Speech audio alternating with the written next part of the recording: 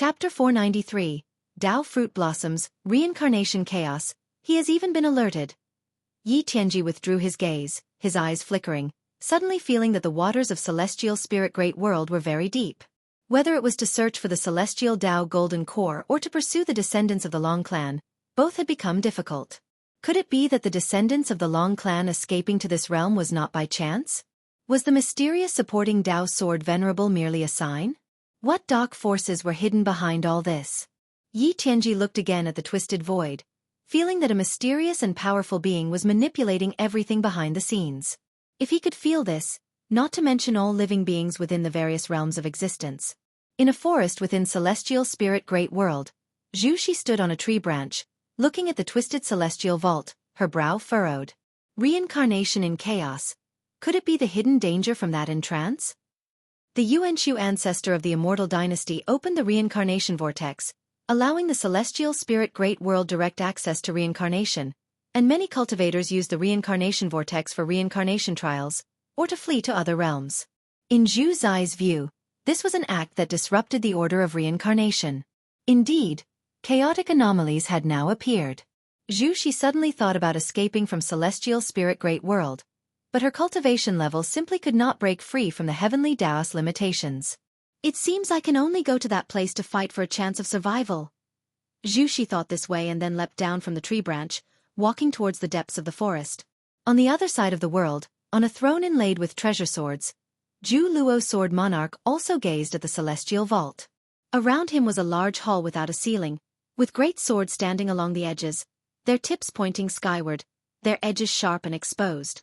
Looking at the ceaselessly twisting celestial vault, Zhu Luo Sword Monarch also sensed that the reincarnation rules were in flux, which made his gaze fall on the reincarnation vortex.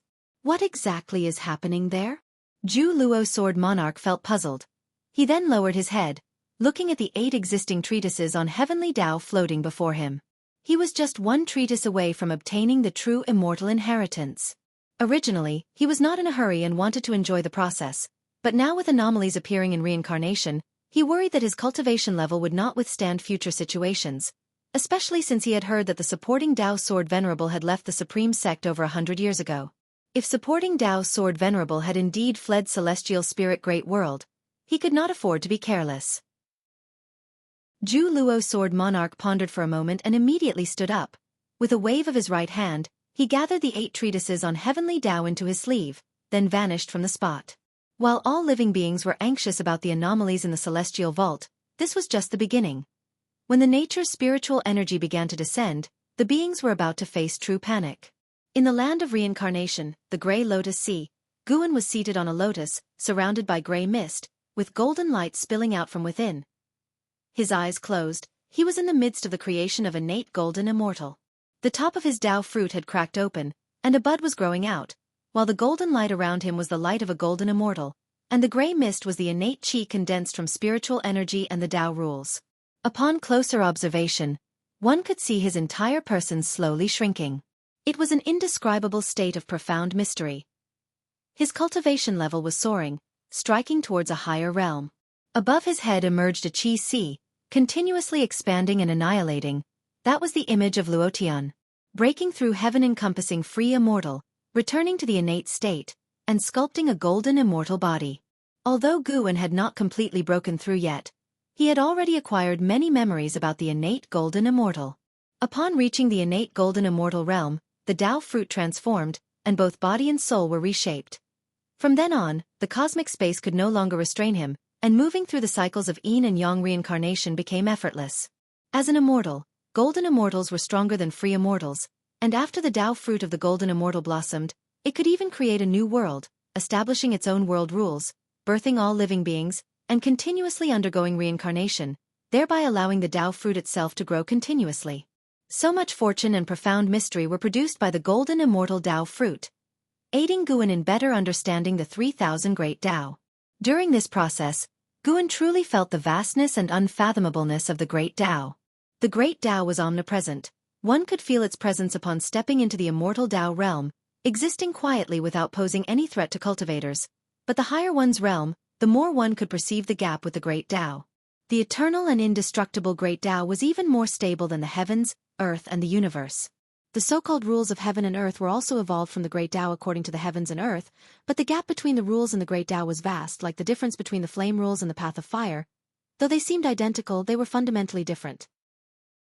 When Guan was immersed in creation, a pair of dark red eyes appeared in the darkness swirling with reincarnation spirit mist, followed by an immensely huge dragon head.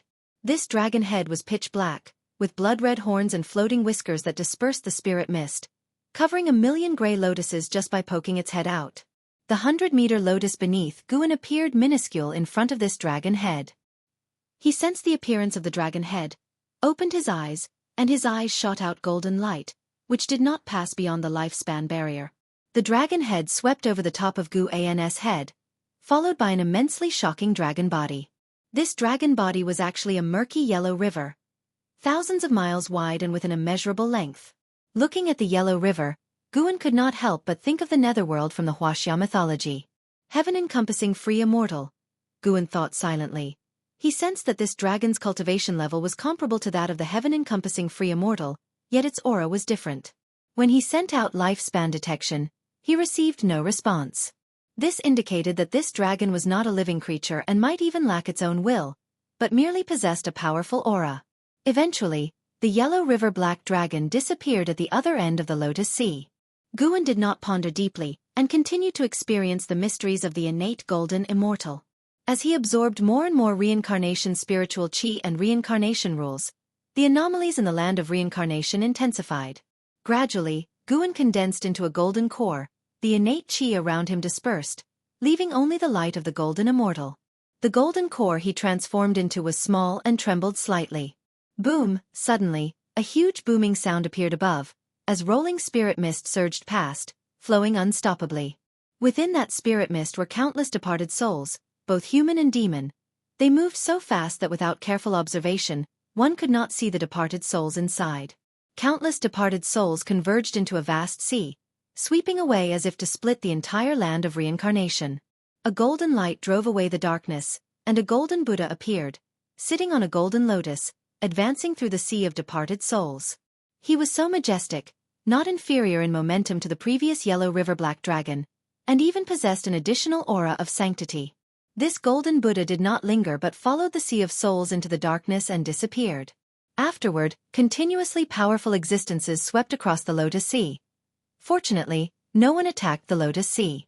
Time swiftly passed. The golden core transformed by Guan trembled more violently until cracks appeared on its top, and a new sprout emerged, quickly growing and causing the cracks on the golden core to expand. Chapter 494. Tao Fruit World Golden Core sprouted. The cracks at its top continued to expand, and the newly born bud grew rapidly, as the reincarnation spiritual chi around it began to pour into the fissures of the golden core, forming a vortex of airflow. Once the bud had grown to a certain stage, it began to bloom. At the same time, the golden core beneath it suddenly shattered, and Guan's body appeared, naked and pristine, resembling the most perfect creation in the world. His form began to grow larger as he transformed from his original physique. The Tao fruit within him bloomed as well, evolving into a golden immortal Tao fruit, signifying a successful breakthrough. From this point, he had become an early-stage being of the innate golden immortal realm. His mana transformed into innate magical power, vast like the boundless primordial waters at the dawn of chaos. The phenomenon caused by the lifespan barrier reached another stage, affecting all the heavens and myriad realms, with the spiritual energy of many worlds sinking and the Tao rules of outer heaven twisting. The major forces of various worlds began to act, investigating the cause or preparing to flee. Chaos. This was the scene playing out in many parts of the great heaven and earth. Even the supreme sect in the celestial spirit great world was thrown into disarray, with LoveLore even leading people into the third medicine valley, seeking to find Guan's whereabouts. They hoped an Exion could contact Guan, and if not, at least reveal to them the truth behind the heavenly phenomenon to put them at ease. Regrettably, an Exion knew nothing, and after much maneuvering, LoveLore and the others could only leave with heavy hearts. Long Qing came to Enzin's side, looking together in the direction of LoveLore and the others leaving, and asked, "Senior sister, is Master really going to leave Supreme Sect?" This time Guan's departure had been so long that even the disciples within the third medicine valley began to worry he would leave the Supreme Sect. An Exion looked toward Long Qing and asked with a smile, If Master were to leave, how would you choose? Of course, I would follow. What other choice could there be? Long Qing answered without hesitation. An Xian followed up, if you follow Master, you will never be able to enter the mortal world for the rest of your life. You can only cultivate in a place isolated from the world. Would you be willing to do that? Long Qing fell silent.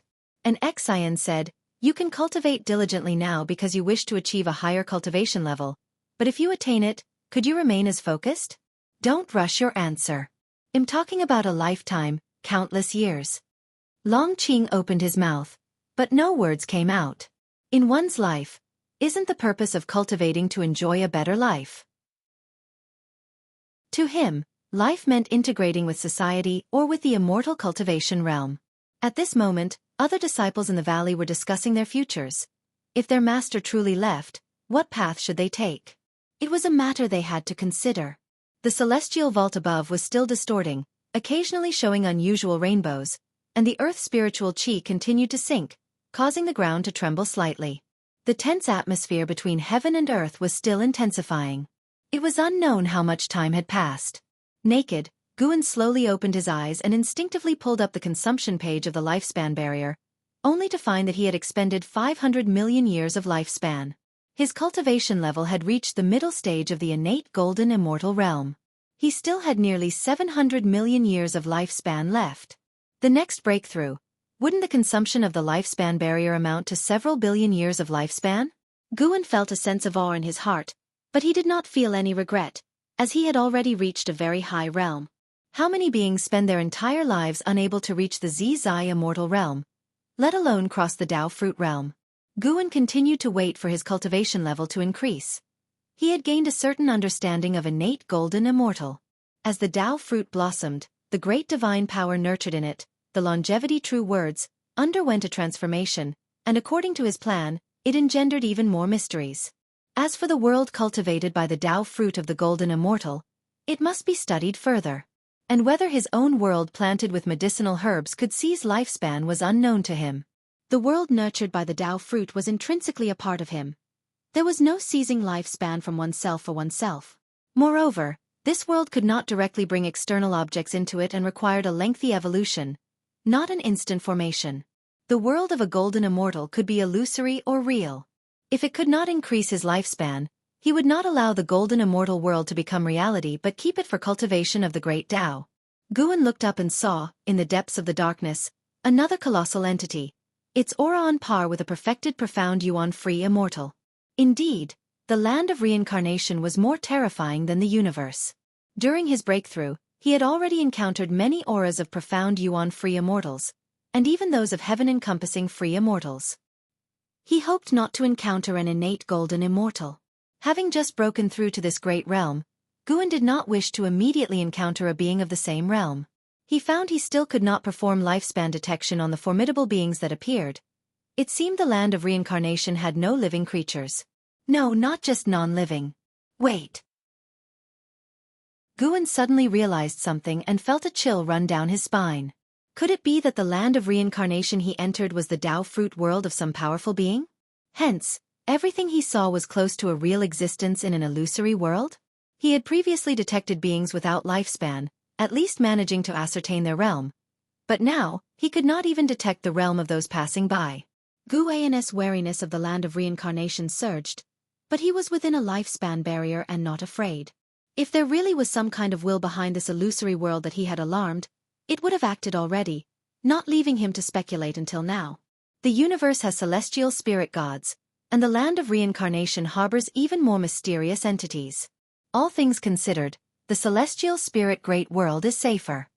Guan thought to himself, deciding that he would still establish his lifespan dojo in the celestial spirit great world, just not in the supreme sect.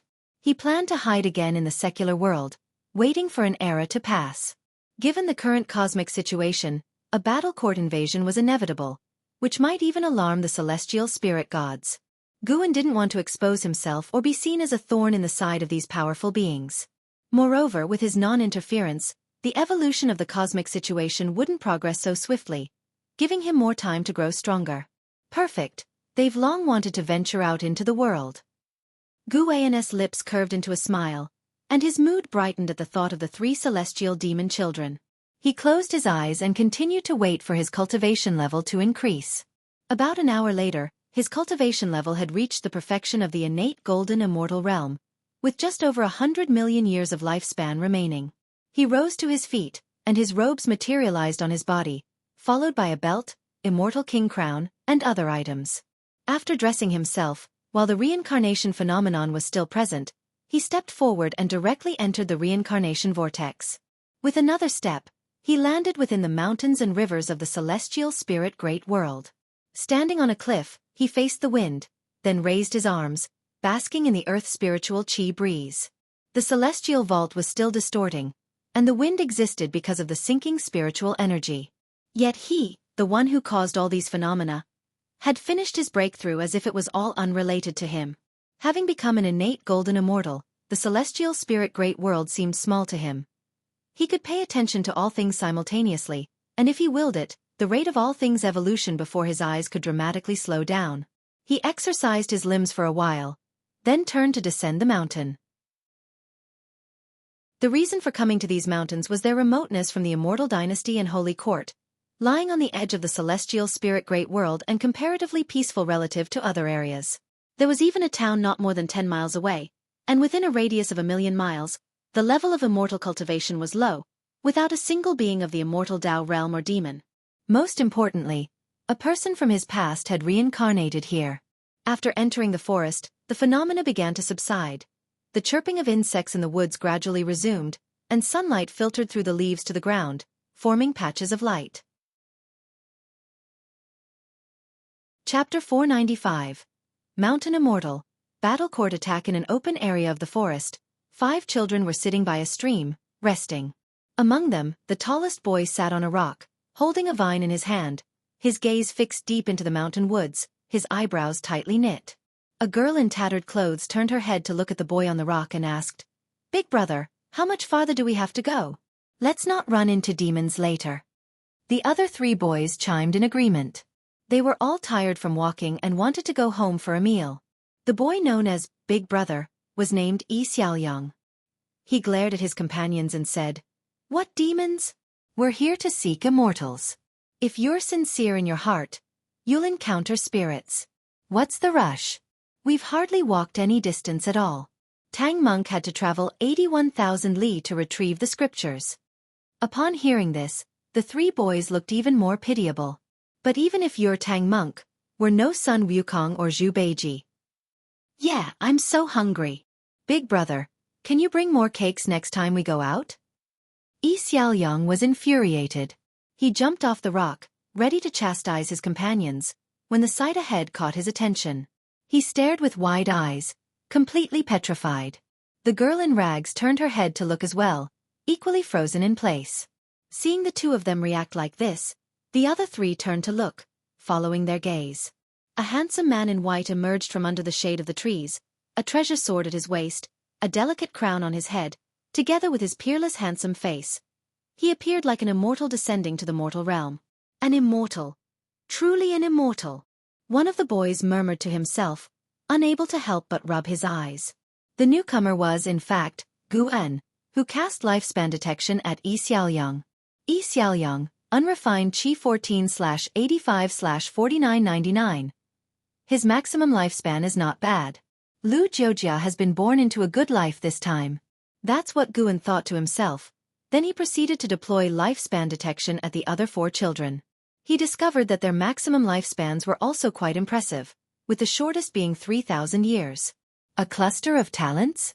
Guan stopped across the stream and with a gentle smile asked, "Little fellows, what are you doing here? Aren't you afraid of running into bad people?"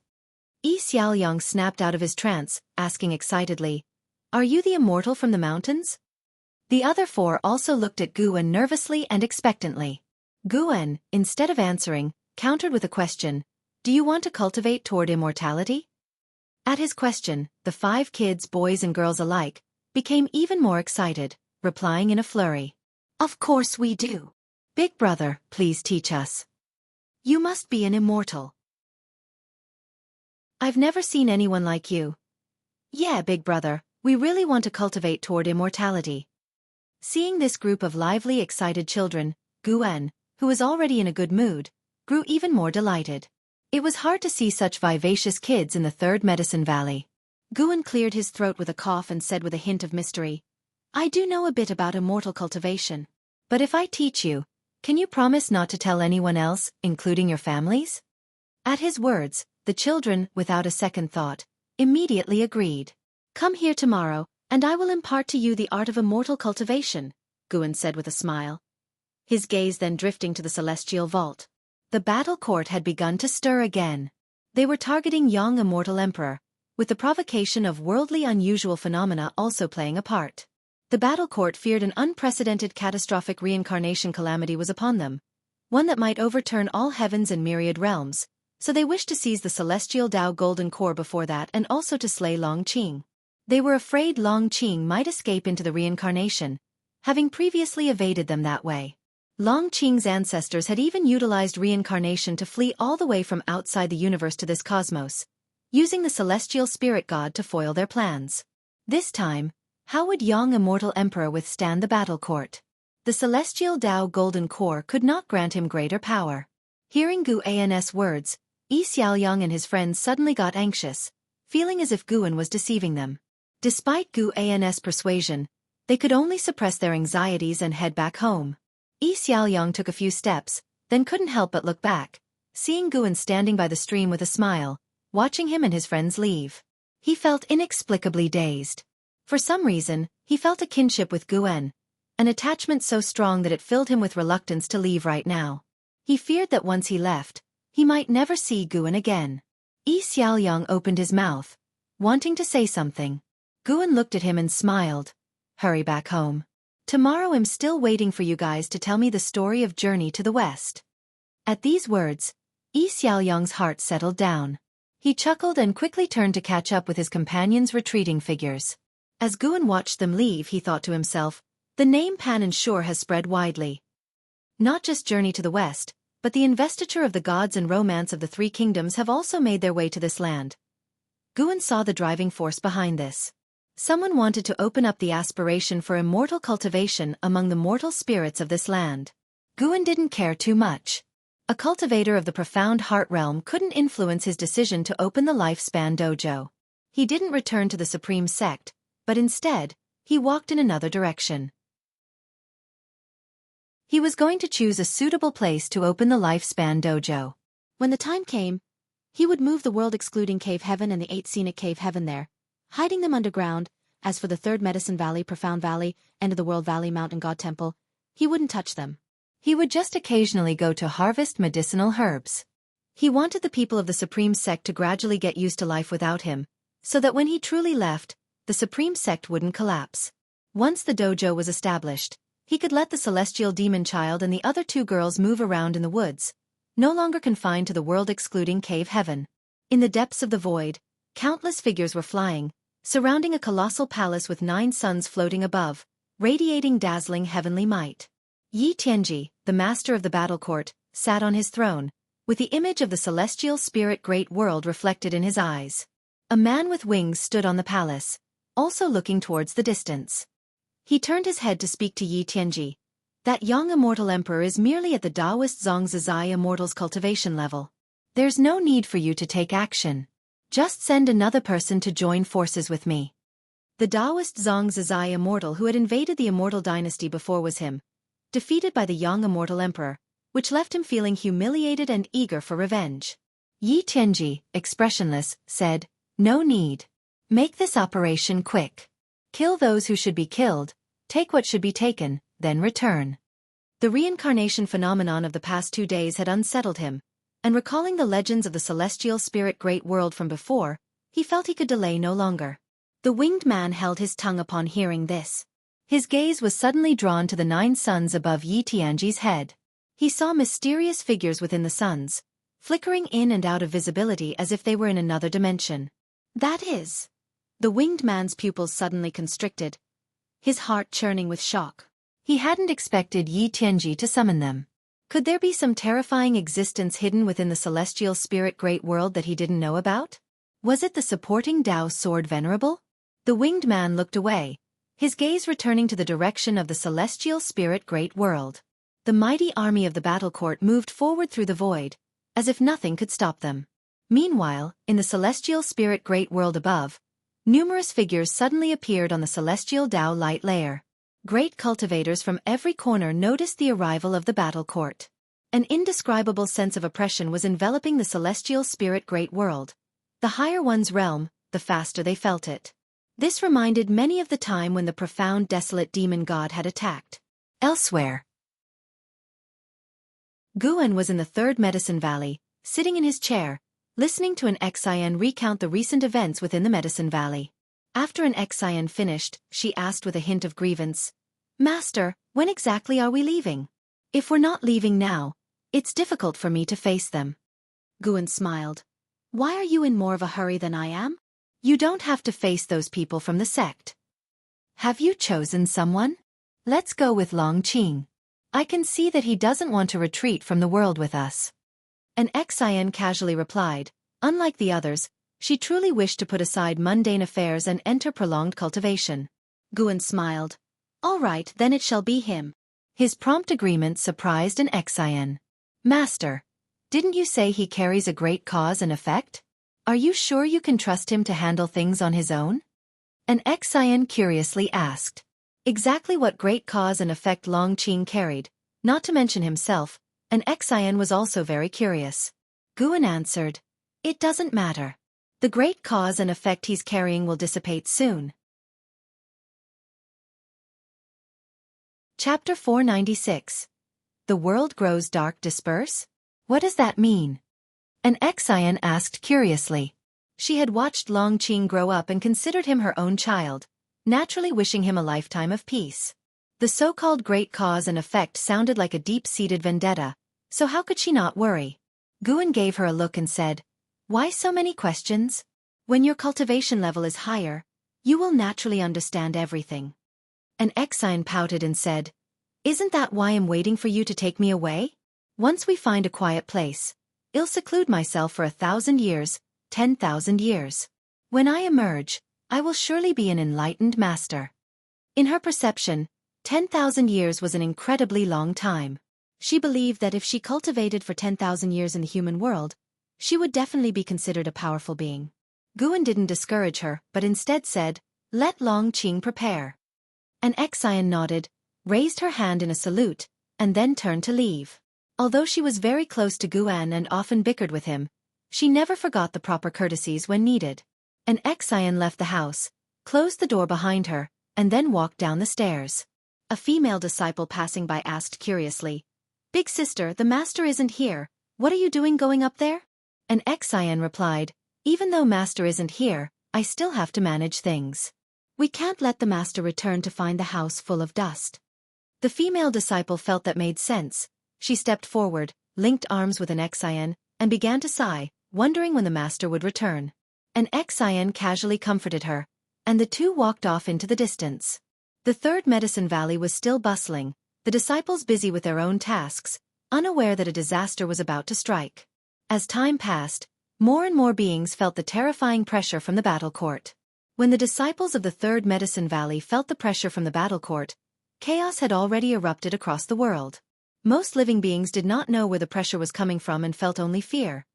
They fled in panic, finding that no matter where they ran, the pressure only increased, amplifying their fear. Guan saw that the young immortal emperor and the saint minister hastened to outer heaven. They were preparing to negotiate with the battle court.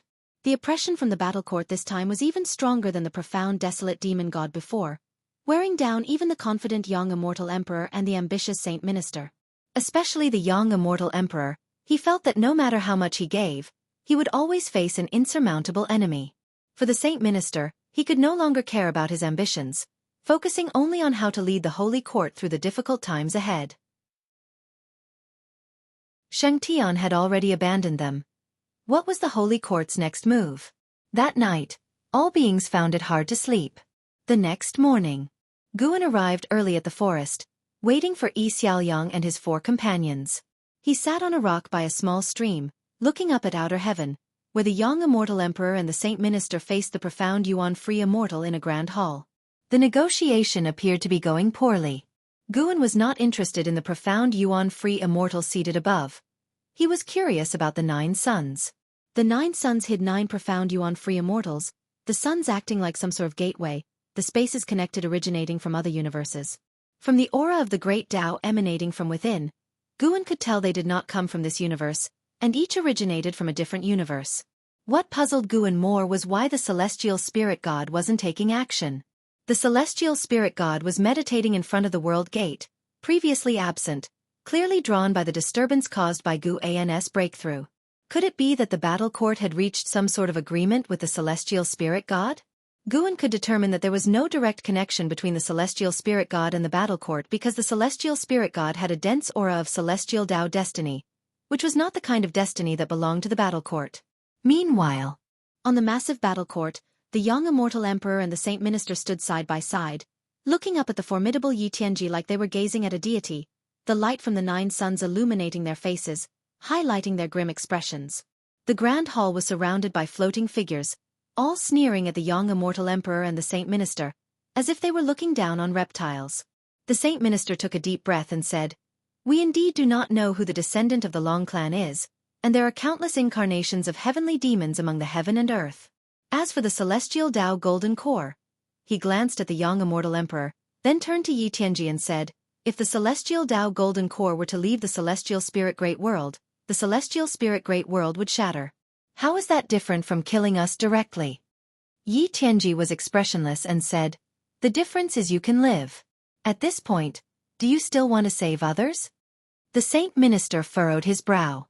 If he really only cared about his own life, he could have escaped from the celestial spirit great world long ago. At this moment, he could only place his hopes on the supporting Tao sword venerable. He was just trying his best to stall for time, waiting for the supporting Tao sword venerable to make his move. The young immortal emperor spoke up, "Aren't you afraid of the heavenly Tao's backlash?" Yi Tianji snorted, "Heavenly Tao's backlash? It seems you don't know what heavenly Tao really is. Indeed, a mere mortal trying to reach for the celestial Tao immortal position has deceived you all in the great heaven and earth. It's truly sad, but it's also the fault of that being."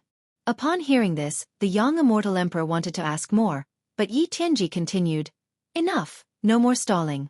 It seems the supporting Tao sword venerable you are hoping for has already left." While the saint minister was delaying, Yi Tianji was also waiting. Before coming here, he knew about the supporting Tao sword venerable's feat in annihilating a split body of the silent destruction god emperor. He was sure that the supporting Tao sword venerable must be the profound yuan-free immortal. For this, he even specially invited 9 fellows of the same realm to help. Although he didn't say it out loud, he was actually very wary of the supporting Tao sword venerable, so he didn't make a move immediately, wanting to see what the supporting Tao sword venerable had to say. However, the night had passed, and the supporting Tao sword venerable had made no move. Yi Tianji guessed that the supporting Tao sword venerable might have been scared away by the reincarnation phenomenon. It was normal, given that the phenomenon capable of causing such fear was unimaginable and certainly not something the profound yuan-free immortal could match. As for whether it was the supporting Tao sword venerable, he never even considered that possibility.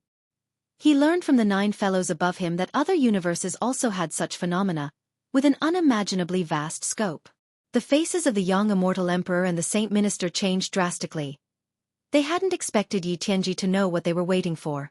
Yi Tianji raised his right hand, and seeing this, the young immortal emperor immediately began cultivating energy. The powerful aura of the Taoist Zhongzhizai immortal suddenly burst forth, and the saint minister of the Zhizai immortal realm, standing next to the young immortal emperor, lacking the strength, was immediately pressured to retreat in a flash. The creatures surrounding the grand hall in the battle court all turned and faced the young immortal emperor, their auras likewise bursting forth. Even the young immortal emperor, a Taoist Zhongzhizai immortal, changed color at their intensity. He had long felt that the surrounding creatures were powerful, but he hadn't expected that many would have a cultivation level higher than his own. How were they supposed to fight now? The young immortal emperor looked towards Yi Tianji, his face intensely uneasy, his eyes filled with a chilling look as he tried hard not to show any signs of fear. Yi Tianji's smile was wild and contemptuous as he directed the palm of his right hand towards the celestial spirit great world. In an instant, the entire celestial spirit great world shifted abruptly from daytime into nighttime, with neither the bright moon nor the stars visible. Walking through the forest, Yi Xiaoyang and his 4 companions screamed in fright, hurriedly hugging each other, no longer daring to move forward, with some even scared to tears. The cultivators and demons standing on the celestial Tao light layer were utterly horrified. Under their watchful eyes, an indescribable giant hand descended from above the universe, stretching towards the celestial spirit great world. The vast and boundless celestial spirit great world seemed like a small pebble in front of this giant hand, about the size of a finger. From far atop the grand hole, both the young immortal emperor and the saint minister stared in shock. The descendant of the Long clan, it's time to awaken. Yi Tianji's voice resounded throughout the celestial spirit great world. Under the darkness, his voice seemed like that of a demon god from the abyss, instilling endless terror into all living beings.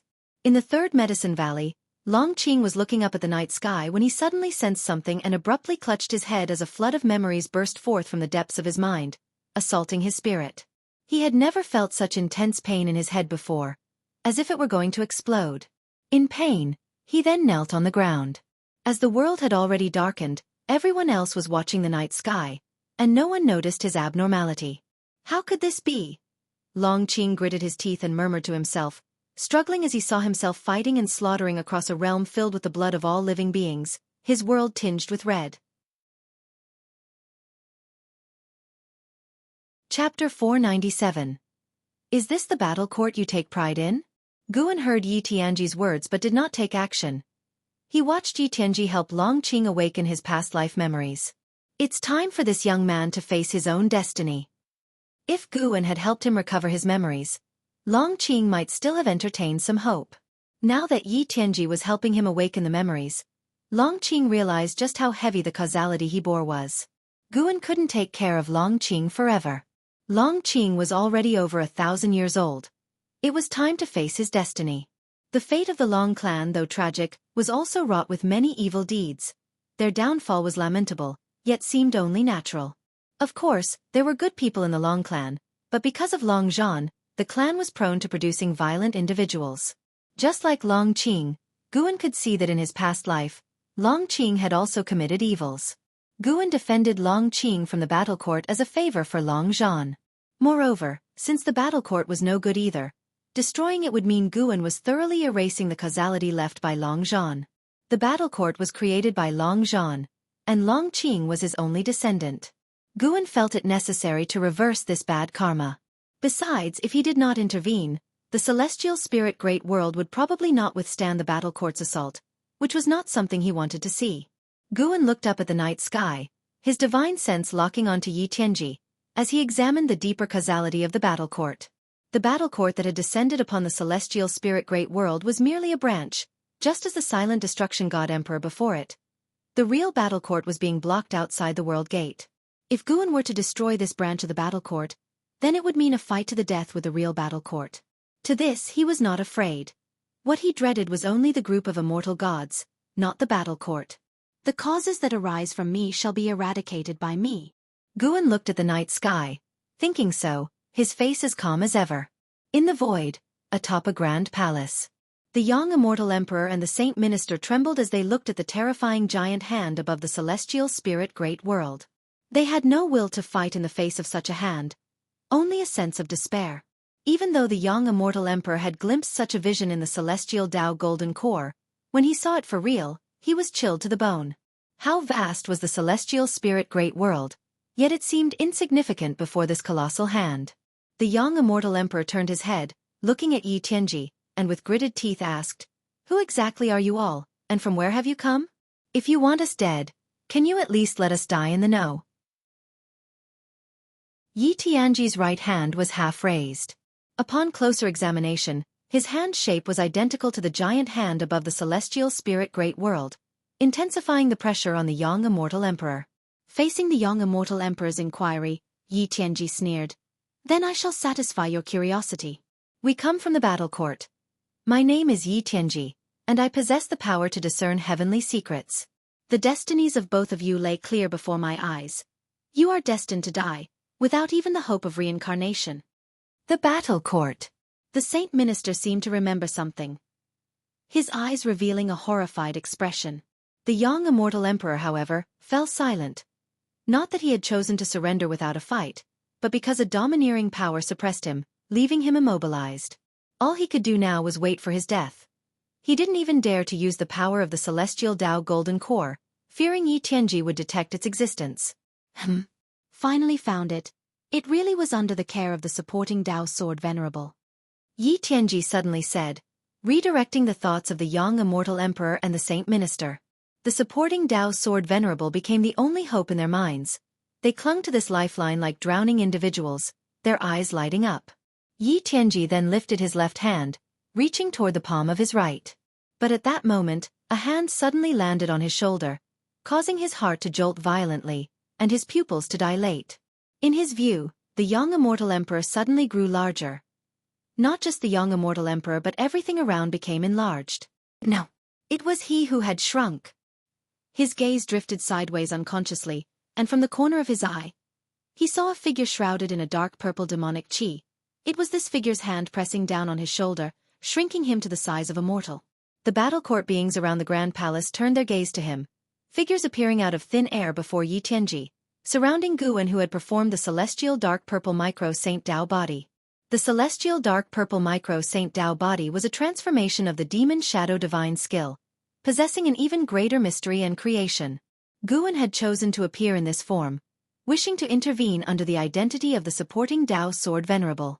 He was unconcerned about being surrounded by 9 profound Yuan-free immortals. Even if he stood still, those 9 profound Yuan-free immortals wouldn't be able to breach the defense of the celestial dark purple micro Saint Tao body. Gu An's eyes settled on Yi Tianji.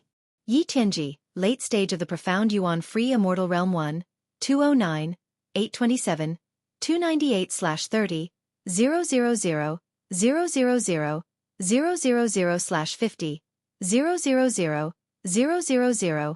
000, 000, a 12 billion year existence. A lifespan of 30 billion years. Not too bad, worth taking action for. Gu An's gaze flickered towards the 9 venerable profound Yuan self-free immortals around him, only to discover that he could not conduct lifespan detection on them. That indicated these 9 were not their true forms. Their auras seemed just like that of living spirits.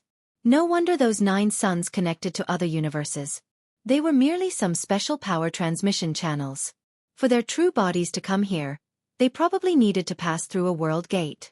Seeing Yi Tianji shrink, young immortal emperor was momentarily stunned and then saw Gu An's figure. Supporting Tao sword venerable. Young immortal emperor became excited, ecstatic with joy. The distant saint minister followed his gaze, equally surprised. His senior had indeed taken action.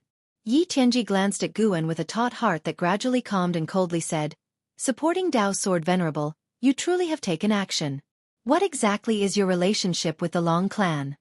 The 9 venerable profound Yuan self-free immortals all around emitted black gas, their true faces obscured, as mysterious as Guwen. They didn't speak, but their mana had already formed a barrier to prevent Guwen from escaping.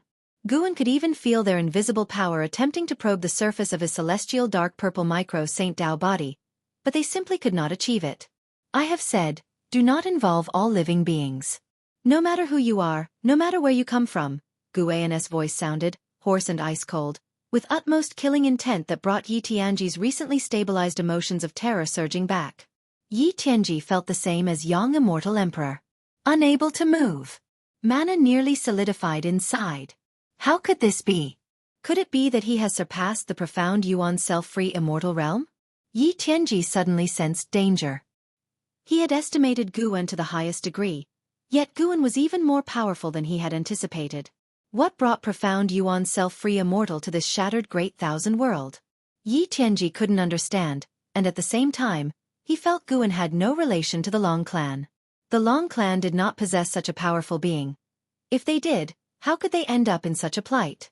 In an instant, he thought of many possibilities, even considering Guwen as an enemy of the battle court. Fellow Taoist, do you truly wish to oppose the battle court? With such cultivation level, hidden in the shattered great thousand world, for what reason? The descendants of the Long clan aren't worth your concealment here. Could it be that you came for the celestial Tao golden core? Laughable, for the sake of all living beings? If all living beings aren't here, why the pretense? The surrounding 9 venerable profound Yuan self-free immortals spoke in succession, their tones full of hostility. In their view, Guan did not come to protect all living beings but purely aimed to interfere with the actions of the battle court.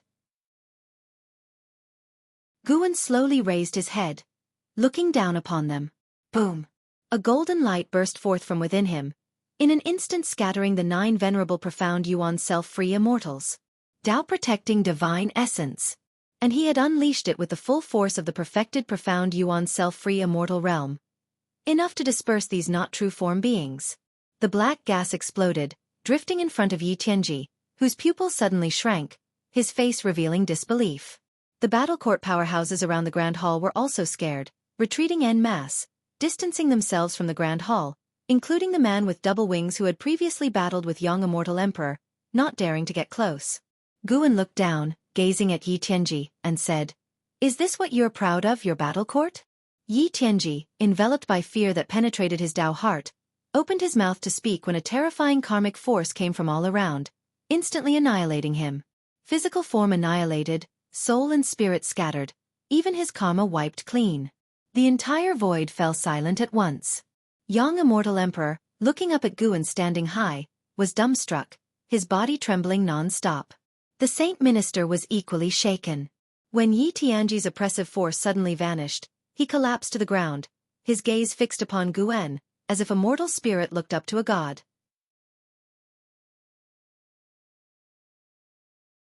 Chapter 498. Sword Against Sword, the time-transcending struggle of Sword Tao. You have successfully seized 2,809,837,622 years of lifespan from Yi Tianji, profound Yuan free immortal, late stage. Looking at the prompt before him, Guan's mood improved, and he looked up. The warriors from the battle court maintained their distance, staring incredulously at the grand temple. Yi Tianji had vanished directly under Guan's hand, making it feel surreal for them. In their minds, Yi Tianji was so powerful, how could he have died so easily? It wasn't until the giant hand above the celestial spirit great world suddenly dissipated that the warriors of the battle court snapped back to reality. Our Lord has fallen. How is that possible? Who is he exactly? And those divine envoys too. Bad news. Run. It can't be, absolutely impossible. The battle court exploded into chaos, with many warriors promptly fleeing. Guan's right foot shifted slightly, and in an instant, several warriors from the battle court burst apart, turning into mist of blood that spread across the void. Since he was taking action, how could he not earn some more lifespan? However, he wouldn't kill all these creatures from the battle court. Doing so would seem like a vendetta. He wanted to continue maintaining the image of someone acting on behalf of all beings of the celestial spirit great world. Randomly selecting a few creatures from the battle court to eliminate was an unfortunate fate that befell them. One prompt after another appeared before Guan, making his mood even more delightful. Protecting all living beings while profiting himself, how could he not be pleased? Young immortal emperor and saint minister still stood in place. Despondent as the warriors of their battle court were so easily defeated in front of supporting Tao Sword Venerable, they felt both excitement and despair. They thought about their own ambitions and previous schemes, and suddenly felt how ridiculous their past selves were. At the same time, they admired supporting Tao Sword Venerable even more. Possessing such strength yet still interacting gently with them demonstrated a powerful attitude of kindness towards the weaker. Soon, the void fell into silence again. Guan felt many powerful divine senses sweep across but quickly withdraw. This battle eventually did alarm some beings of great power in the depths of the universe, yet no one dared provoke Guan. They even regretted their curiosity, fearing being targeted by Guan. Without interacting with young immortal emperor and the other, Guan soared up, collecting 9 suns into the palm of his hand, and then headed towards the depths of the universe. The creatures of the celestial spirit great world returned to daylight, and as the oppressive terror enveloping the world vanished, they began to communicate, discussing what exactly had happened. Even without clear understanding of the events, they felt like they had narrowly escaped a disaster. Long Qing was still kneeling on the ground, holding his head with both hands, gasping heavily in extreme agony. Eventually, people noticed his condition and gathered around. Even an Xian was drawn over. Watching supporting Tao Sword Venerable disappear into the depths of the universe, Saint Minister approached young immortal emperor, frowning, "Has he left?" Young immortal emperor glanced at him, asking, Why do you say that? Supreme sect is widely spreading that supporting Dao Sword Venerable is leaving them. It's been over 100 years since he last returned, this time. Saint Minister hesitated. He had spies within Supreme sect and thoroughly knew their every affair. On hearing this, Young Immortal Emperor frowned. Standing in Gu An's place, he too felt that Guan might grow weary. From his understanding, Guan was indeed a great cultivator who lived in seclusion and coveted nothing. Just the thought of such a great power leaving the celestial spirit great world made him feel uneasy inevitably. Could the reincarnation phenomenon from a few days ago portend an even more terrible calamity? Both Young Immortal Emperor and Saint Minister fell into silence while the grand temple of the battle court completely submerged into darkness, losing all light. In the darkness, Saint Minister mournfully said, "Regardless of whether he leaves or not, his deeds today must be known to all. That so-called heavenly Tao has never helped us. Only he has shouldered everything." Even though Young Immortal Emperor, endowed with the celestial Tao golden core power, harbored no fondness for the so-called heavenly Tao, he replied, "I think so too. Even if he does not return, even if we eventually face the end, at least while we are alive, we should be grateful to him." In the dark void, Guan stepped forward, toying with 9 golden pearls in his hand. These were the previous 9 suns, encapsulated with an abundance of power of the great Tao. He was washing away the causality within them.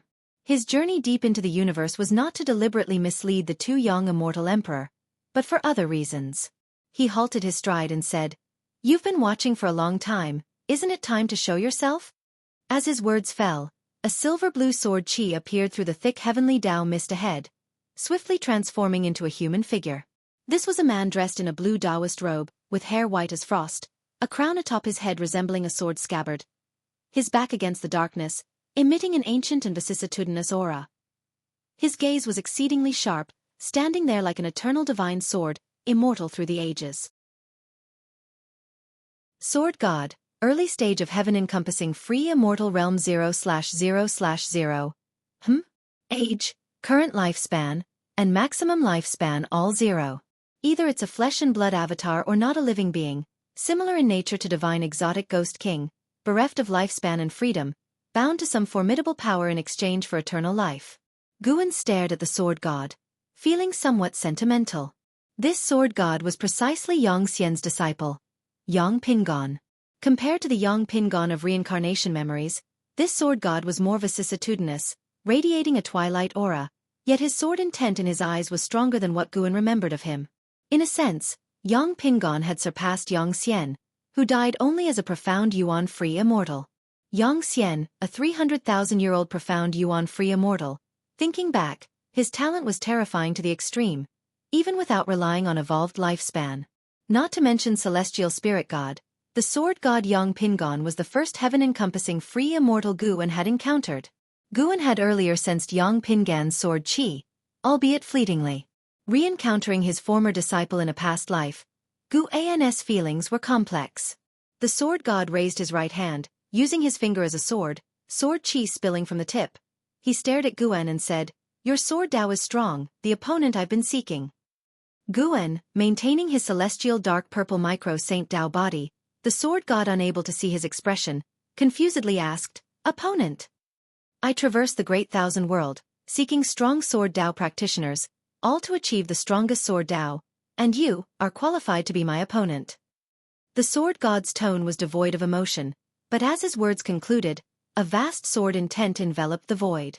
Guan distinctly felt the celestial spirit god beneath the world gate open its eyes, staring at them. The previous commotion at the battle court failed to attract the celestial spirit god, but the sword god's sword intent did stir e'en immortal, enough to prove the sword god's might. Such domineering sword intent. Guan raised his right hand, and the celestial star sword granted by Li Ya appeared in his grasp. This sword, regarded as a divine weapon in the mortal world, was less sturdy here than a meteor, yet as Guan's sword chi covered the blade, this sword from the mortal world became the sharpest sword in the universe.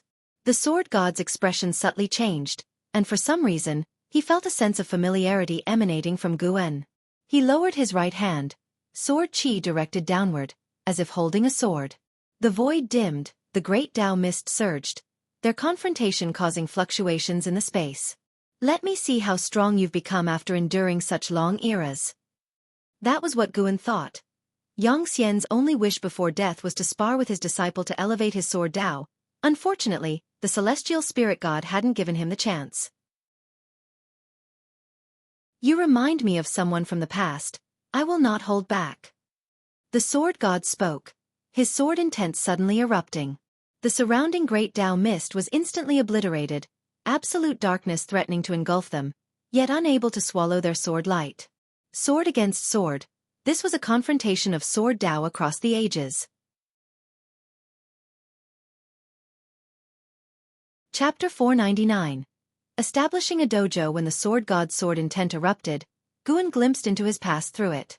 During the lengthy ages, that series of peak sword battles continuously pushed the sword god's sword Dao to even higher levels.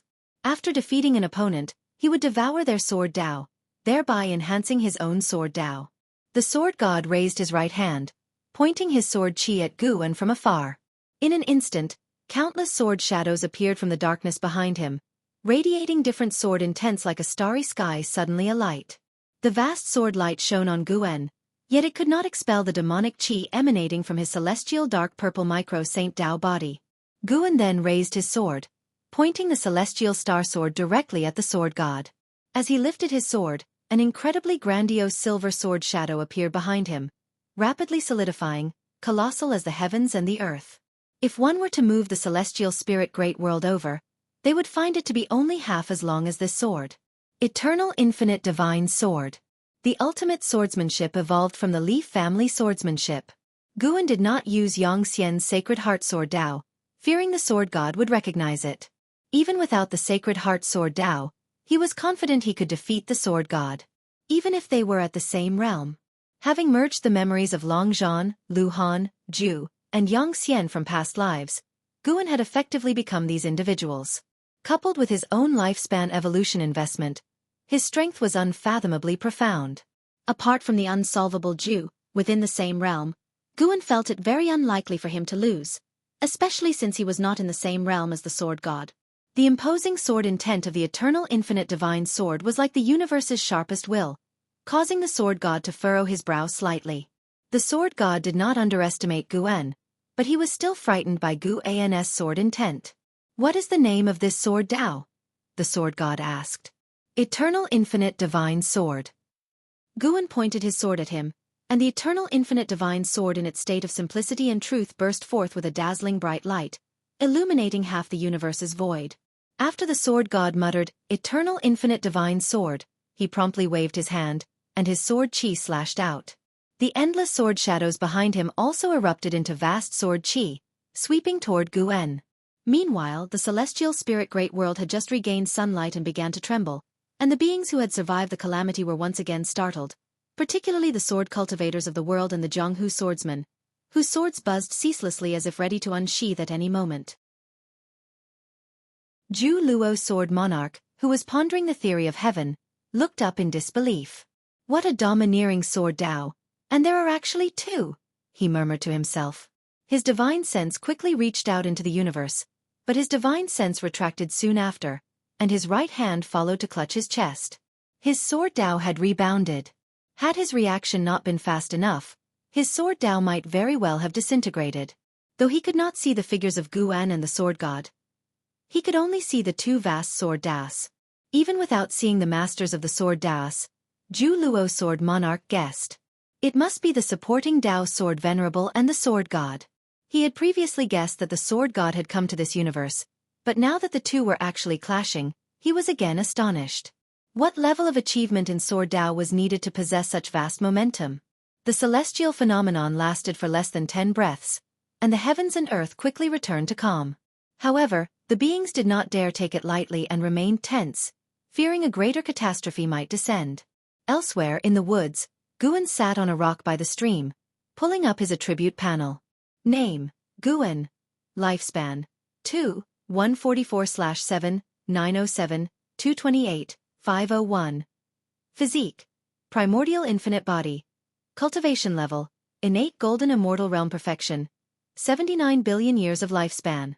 Before today, his lifespan had only been 1 billion years, and now it had soared by 78 billion years in one breath.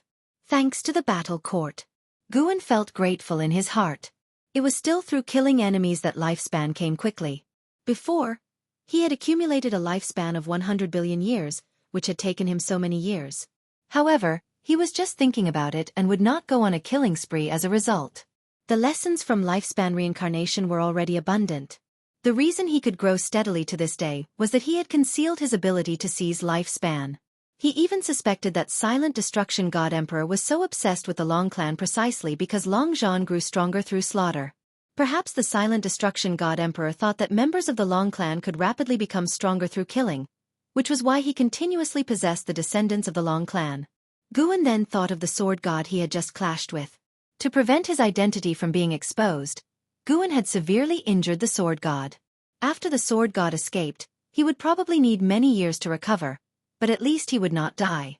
Whether it was the identity of Long Zhan or Yang Xian, Guan did not want to expose any of them. Lifespan reincarnation was much more advanced than any reincarnations he had come into contact with so far.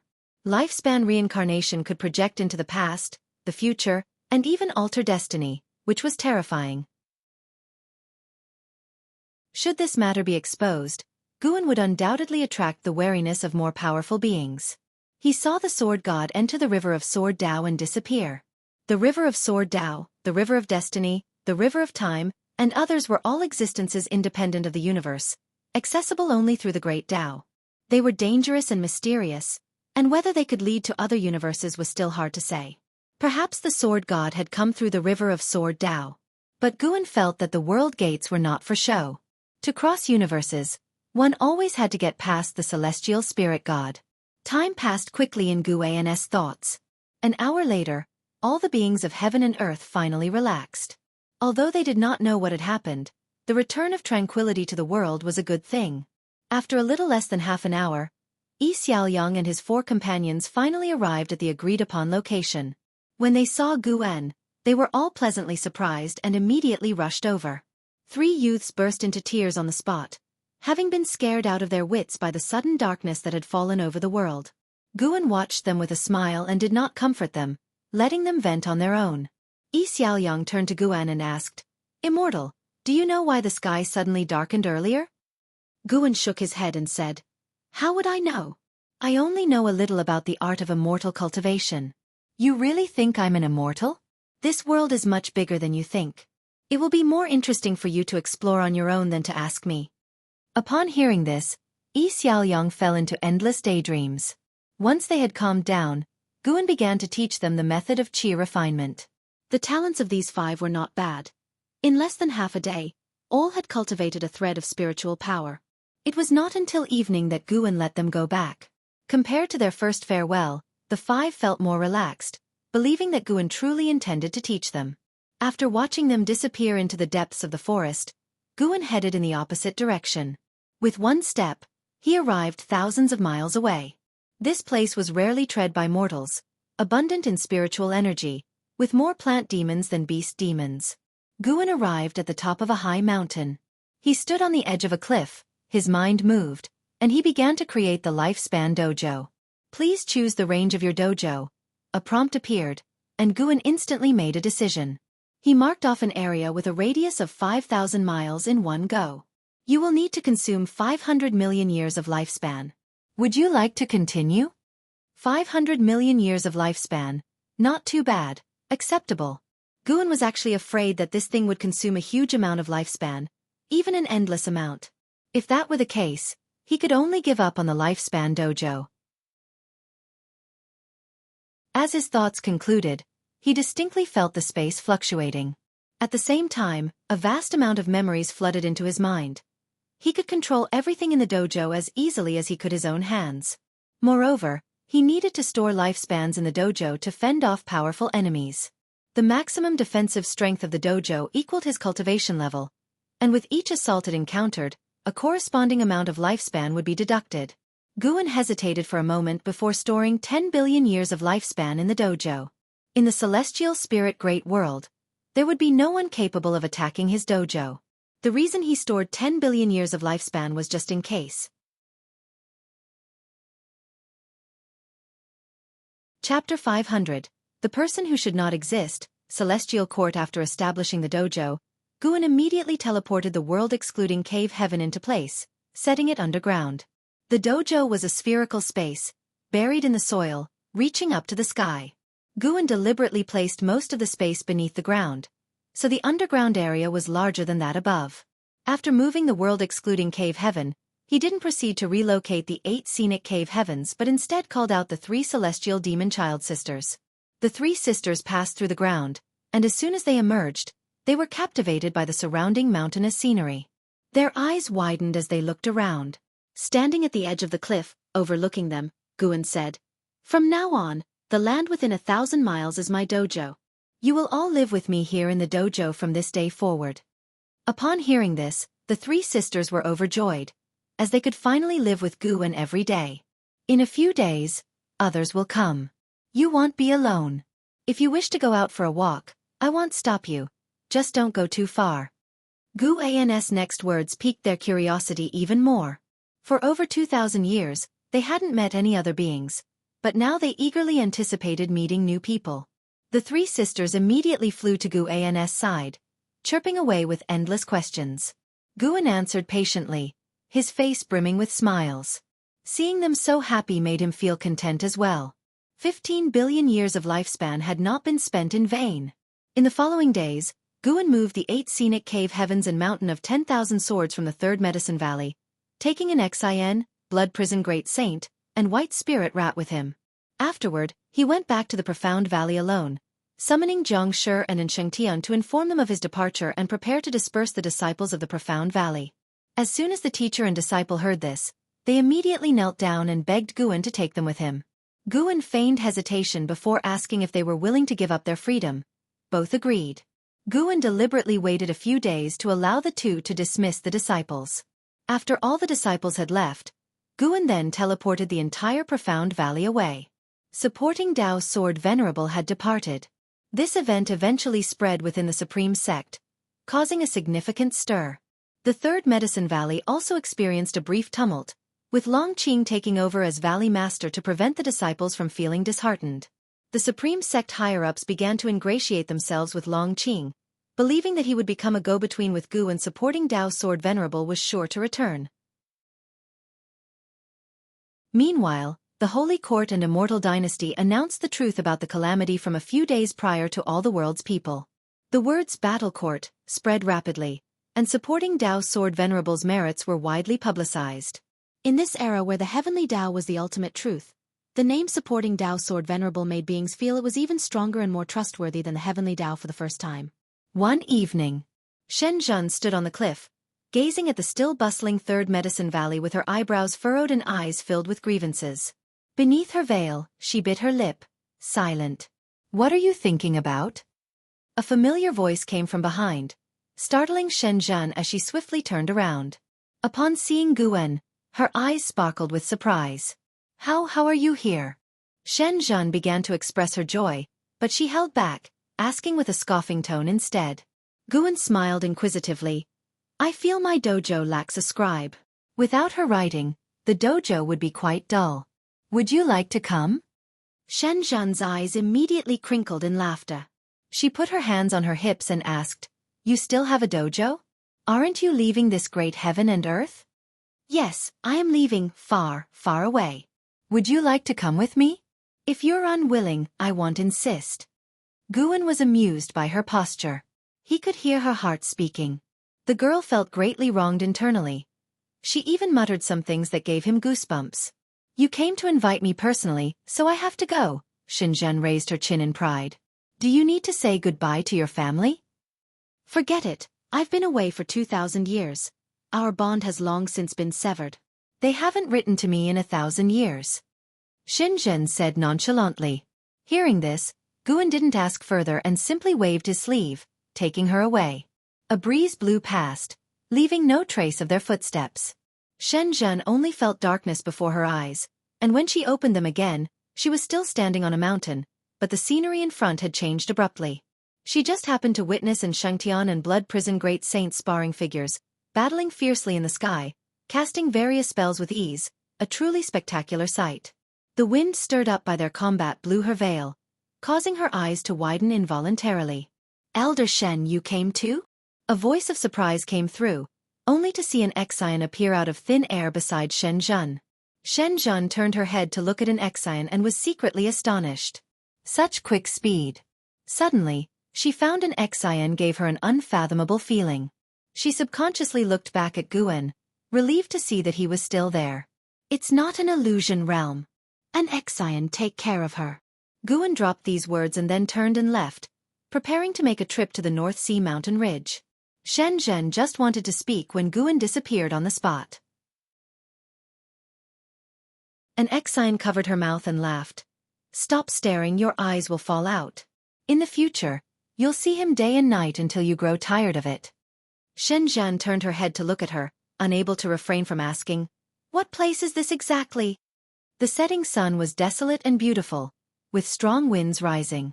An Exian turned and looked toward the distant continuous mountains, her gaze becoming evasive. This is Master's dojo, he calls it Wuxia. Under the starry sky, the mountains undulated, the hills were covered with white bones, devoid of flowers, grass or trees. A sword chi suddenly appeared on the hillside, followed by the figure of the sword god, who sat cross-legged, surrounded by sword shadows. His face was deathly pale, with even golden cracks appearing, as if it were about to split open at any moment. You failed. An old voice sounded, echoing through the mountains, lingering for a long time. The sword god remained silent, his eyes tightly shut, clearly enduring immense pain. Eternal infinite divine sword? Such a domineering sword intent. However, this sword Dao still doesn't compare to yours. It's only that the man's strength is greater than yours. This difference in sword Dao is insurmountable. The old voice sounded again, filled with emotion. Not long after his words fell, an elder clad in a white robe with white hair appeared behind the sword god. He was barefoot, emanating a faint white light as if he were an immortal ready to ascend at any moment. He raised his right hand, extending 2 fingers, touching the back of the sword god's neck. The sword god's clothes began to flutter violently, as sword chi surged from the starry sky, like a tornado pouring into the sword god's body. Eh! The white-haired elder uttered in surprise, seemingly sensing something. The sword god opened his eyes asking, what? Even you can't drive it away? The white-haired elder spoke, though I cannot see its form, I can confirm, this is Lu Qixian's Dao Destruction Destiny Seal. That person must have a connection with Lu Qiuxian. The sword god frowned, his eyes full of confusion. Lu Qiuxian, like you, is attached to the river of the great Dao. However, he is even older than you. Who knows how many destinies are intertwined in his long life? It's normal that you can't calculate it. The white-haired elder spoke with a sense of loss, but then a smile appeared on his face, asking, encountering such a sword Dao master is a good thing for you. You've won too many times. It's about time you lost. At least this time your opponent didn't finish you. From their sword intent, it would not be difficult to completely destroy you. The sword god took a deep breath and said, I know. I don't hold a grudge against him. It's just that he makes me feel like a person, like someone who shouldn't exist. The white-haired elder couldn't help but shake his head, speaking, your master died a long time ago, why be so obsessed with him still? No, you don't understand. I have a feeling that although my master is dead, he still exists.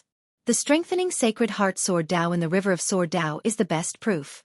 The sword god looked up at the starry sky, his gaze unwaveringly firm. The white-haired elder sighed, no longer speaking. After a while, the sword god withdrew his gaze, asking, a celestial Dao golden core has appeared in the shattered celestial spirit great world.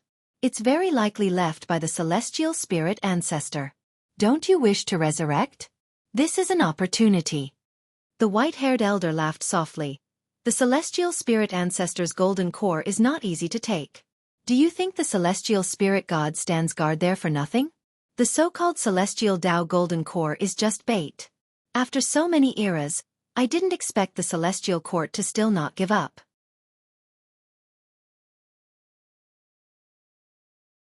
Chapter 501. 1,000 years. 10,000 years. The morning sun penetrated the mountain forest, shining on the stream, sparkling with light. Guen still sat on that rock. A year had passed since he left the supreme sect, and the Taoist field of the beginningless was already filled with various grades of medicinal herbs. It wouldn't take many years before his yearly income from lifespan would increase, surpassing the peak would not be difficult. And Xian, Shenzhen, and others also began to cultivate in seclusion, and Guan taught Yi Xiaoyang and the other 4 each day outside the dojo.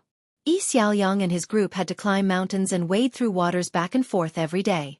Initially, it was very tough, but after a year of cultivation, they had grown accustomed to it, even considering this journey as part of their cultivation.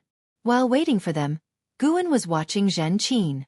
Since Yi Lan passed away, Zhen Qin had been continuously gaining experience and opportunities outside, yet, regrettably, she was still about to face her life's limit. And she was still a long way from reaching the Nirvana realm. Zhen Qin seemed to sense her celestial mandate, preparing to take revenge on the ghost mother of ephemera. The death of Su Han had always been a thorn in Zhen Qin's heart. Her reason to cultivate was also to avenge her senior brother. Su Han, oh Su Han, you thought you were being kind, but have you ever considered that due to your kindness, your junior sister would carry a millennium of vengeance until her death? Guan murmured to himself, lamenting human nature and fate. Su Han's corpse had long been moved by him from the Nianchu cave mansion to the world-excluding cave heaven, currently resting in a cave within the dojo. His soul had gone with the reincarnation long ago, but since his corpse was well preserved, Guan could use causality to seek his reincarnated soul. He hadn't wanted to do so, but seeing that Zhen Qin was about to reach her end, he was considering whether to fulfill his disciple's regret. Just as Guan was pondering this, a piercing sound came. Young Yi Xiaoyang, a year older, charged forward with a wooden sword, swooping like a bird through the forest. Guan raised his hand, circled around his own neck, and caught the tip of the wooden sword between his fingers. Yi Xiaoyang was forcibly stopped, landed on his feet, and subconsciously fell backward. He looked up at Guan and shook his numbing right hand, exclaiming, "Master, you are so powerful, are you a Foundation Establishment Realm cultivator?" Guan stood up, taking the wooden sword in hand and chuckled. "You found out. With your little skill, you still think of ambushing your master?" Yi Xiaoyang straightened his neck and said, "What do you mean by ambush? I just wanted to show Master my cultivation progress." At that time, the other 4 also arrived. Bowing to Guan taught them not only cultivation techniques but also proper etiquette and the principles of conducting oneself. In just 1 year, he had imbued these 5 with a spirit of chivalry. Even with their cultivation levels and spells, the 5 did not bully the common people. Instead, they supported the weak and opposed the strong. They had already gained a good reputation within 100 miles of their hometown. Seeing that everyone had arrived, Guan tossed the wooden sword to Yi Xiaoyang, saying, "Today I will teach you the sword control technique." Upon hearing this, the 5 were not very excited, as the sword control technique did not sound like a very formidable spell, especially since they practiced sword fighting regularly. Guan saw their lack of interest but did not say much, instead just began teaching the mantra. Inside the mysterious space, Yang Immortal Emperor walked towards the celestial Tao golden core.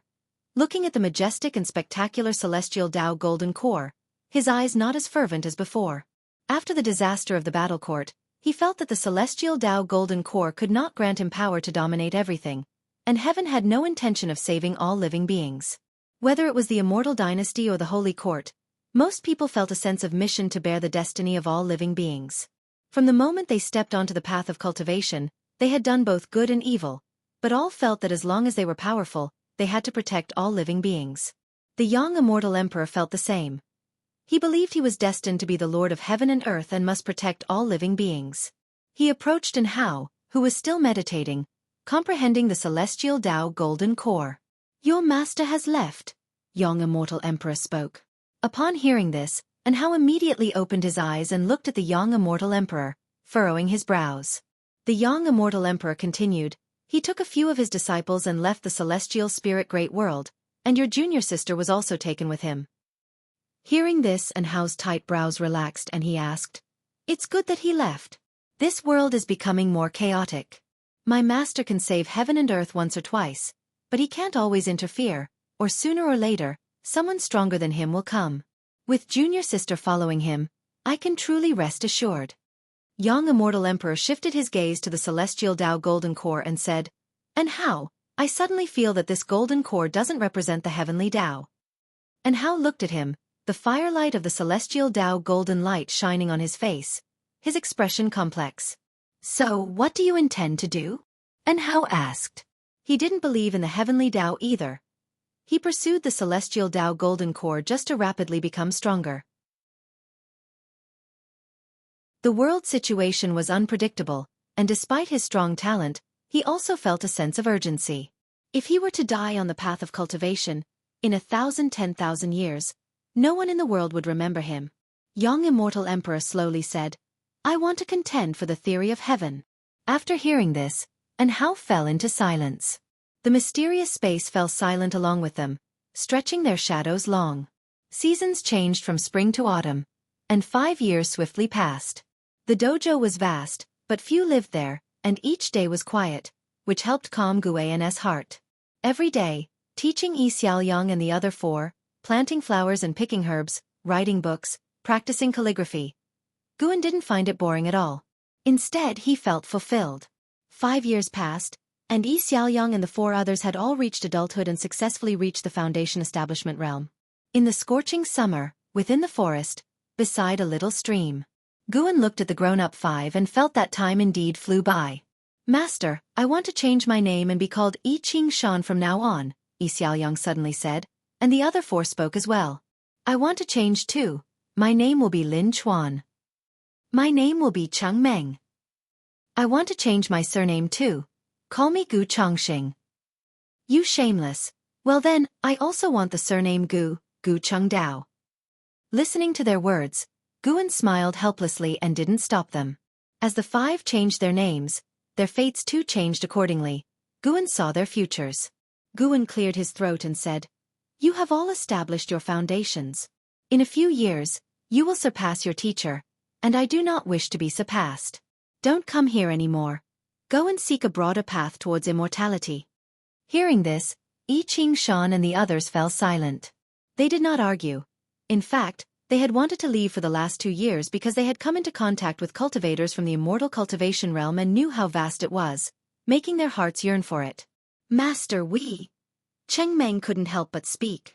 Before she could finish, Guan raised his hand and said, "No need for filial gestures. I came here to isolate myself from the world to cultivate in peace. You have disturbed me for so many years. Isn't it time to let me go?" Yi Qing Shan immediately knelt down and kowtowed to Guan, the other 4 quickly following suit. Looking at Yi Qing Shan, Guan thought of Lu Jiujia. Lu Jiujia's figure merged with Yi Xiaoyang's, transforming into a new person. Guan was not sad. He smiled and accepted their kowtows. Yi Qing Shan stood up and said, "Once a teacher, forever a father. When we ascend to immortality and achieve the Tao, we will definitely come back to repay you." The others promised as well, and Guan waved them off with feigned impatience. The 5 bowed and took their leave. A few steps later, Yi Qing Shan could not help but look back, just as he did the first time he parted from Guan. He saw Guan under the shade of the trees, the feeling of reluctance from his youth resurfacing. Now, stronger than he was 6 years ago, he was not swayed by emotions, quickly turning back to disappear into the woods with his companions. Guan stretched his arms and yawned. Twisting his neck, he said, "Finally sent them off. See you in 1,000 years." He turned and walked in another direction through the forest. Just as he stepped over the stream, a plump white spirit rat dashed out. It quickly shrank in size and landed on Guan's shoulder. "Master, are those 5 your disciples?" the white spirit rat asked curiously, still with the voice of a young boy. Guan laughed and said, "Of course they are, why do you ask? You only taught them for a few years before sending them away. I thought they were like the disciples from the 3rd Medicine Valley or Profound Valley. They will come back. They will accompany us for 10,000 years, and you will have to be their support." "Really?" The white spirit rat widened its eyes in surprise.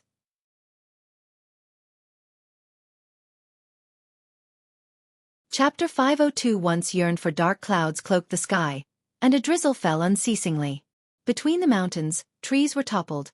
Pits and holes covered the landscape, reeking of the burnt aftermath that extended for 100 miles.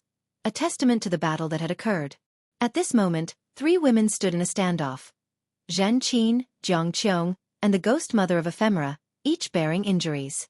The ghost mother of Ephemera, with disheveled hair, stood amidst the wreckage, her face smeared with blood as she scanned her surroundings, trapped by an array of 8 flags. Outside the formation, Jiang Qiong hovered in the air. Her injuries were not as severe as the ghost mother's, but her heaving chest betrayed her exhaustion. Zhan Qin stood atop a cliff, wielding a treasure sword, surrounded by spinning blades that glittered with golden light. She looked down at the ghost mother of Ephemera with a gaze cold as ice. The ghost mother of Ephemera turned to Jiang Qiong and gritted her teeth. "Sect leader, after I have supported you for so many years, do you truly intend to help an outsider kill me?" Jiang Qiong sneered back. "How do you know that she is an outsider, and you are not?" The ghost mother of Ephemera took a deep breath and said, "Aren't you afraid of the supporting Dao Sword Venerable's return? Don't you know that she is the supporting Dao Sword Venerable's disciple?" Faced with Jiang Qiong's mockery, the ghost mother of Ephemera fell silent. Zhan Qin raised her sword and declared, "Ghost mother of Ephemera, today I shall avenge my senior brother Su Han." Upon hearing the name Su Han, the face of the ghost mother of Ephemera did not change. She lowered her head, seemingly resigned to her fate. Immediately, Jiang Qiong cast a spell. The flags around the formation fluttered violently, whipping up a fierce wind that stirred chains of cyan to bind the ghost mother of Ephemera, who did not resist. Zhan Qin charged into the formation, her sword slashing through, its frosty light shattering the forest. With one slash, blood spurted and the head of the ghost mother of Ephemera floated into the air. Zhan Qin stood behind the ghost mother of Ephemera, slowly straightening up. She turned her head and saw not only blood spurting from her neck but also flames of a golden blaze. The soul of the ghost mother of Ephemera emerged, unable to escape from her severed neck.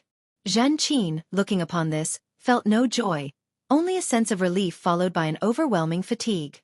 Years had passed, and she no longer hated the ghost mother of Ephemera. Avenging Su Han had become her obsession. Jiang Qiong descended from the sky, looking at the golden flames at the neck of the ghost mother. She clucked in wonder. "Are you trying to make her soul disperse? Where did you learn such an evil skill?" Zhan Qin, devoid of expression, replied, "To deal with an evil demon, one naturally uses evil methods." The soul of the ghost mother of Ephemera struggled in agony, silent, but her twisting form was horrifying to behold. A breeze passed, scattering the golden flames around her neck, which alarmed both Zhan Qin and Jiang Qiong, prompting them to instinctively look around. "Let's end it here. This life's grievances have been settled." A voice sounded, and upon hearing it, Zhan Qin stopped mid-sentence. This voice belonged to Gu, and Jiang Qiong showed surprise and looked around in search of Gu-en. The soul of the ghost mother of Ephemera flew out from her corpse. Zhan Qin's sword was no ordinary sword. Its slash severed all her lifelines, leaving her either to find a new vessel or wait for reincarnation. Her soul knelt beside her body, as if paying homage to Gu-en. "You have two choices," Gu-en's voice spoke again, detached as if a god spoke. "Reincarnation, to let go of this life's karma and start anew the next life, or redemption, to lose your freedom and continue living." The ghost mother hailed from the Ephemera sect. Though not affiliated with the Ephemera sect that caused chaos in the Taitsong continent, she had harmed many in her lifetime, Su Han being only one. Even when she founded the Gathering Flower sect, she resorted to wicked methods. The reason why Gu-en offered her a choice was that, at her core, she believed she acted for the supporting Dao Sword Venerable, that she belonged to him. After following the Sword Venerable, she had indeed restrained her methods and attempted to incline towards goodness. Gu-en did not wholly shield her, not just because of Su Han, as Su Han had long since severed ties with him, but because she genuinely had committed evils. Stopping evil actions did not erase past deeds like smoke. One must bear the consequences of their choices. The ghost mother of Ephemera immediately looked up and shouted loudly, "I am willing to follow you, even if I lose my freedom forever." No sooner had her voice faded than her soul vanished into thin air. Peace then returned to all of great heaven and earth. Jiang Qiong pursed her lips and looked toward Zhan Qin, offering comfort. "Regardless, she is considered dead and probably won't be at ease in the future." Zhan Qin took a deep breath and said, "I know. Master said she wouldn't let her be free, and she certainly won't." The blood prison great saint was the perfect example. When Gu-en said to make him a mount for 1,000 years, he indeed suffered for an entire millennium. Seeing that Zhan Qin was not fixated on the matter, Jiang Qiong also felt relieved and then asked, "What are your plans now?" Zhan Qin looked into the distance and replied, "No plans." After her words fell, her body suddenly leaned backward. Jiang Qiong's eyes widened as she instinctively reached out.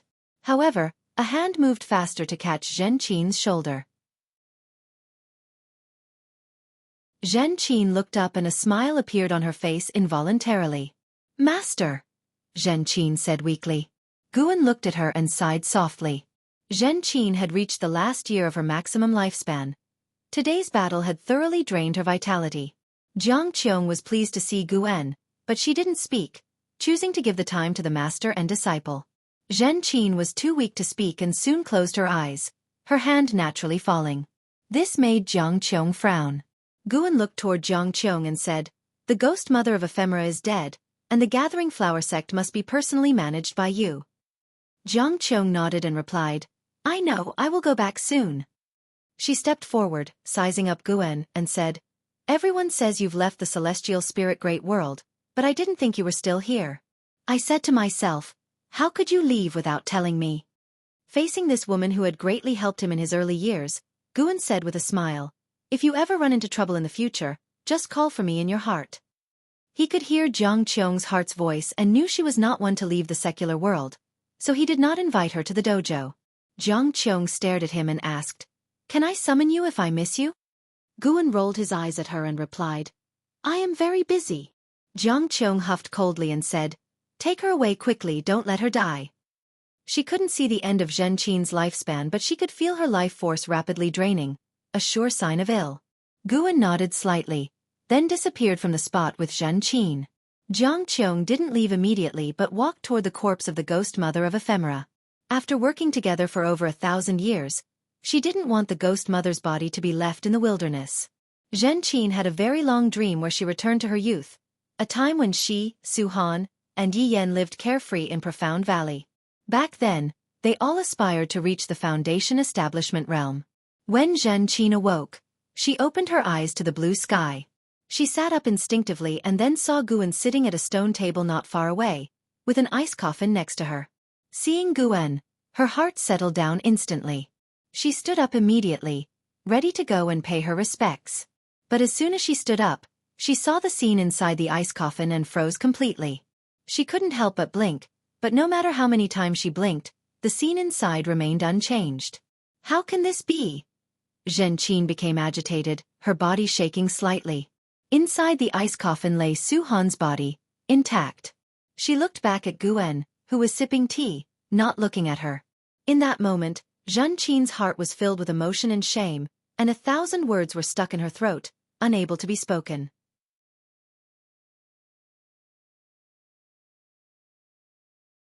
Chapter 503.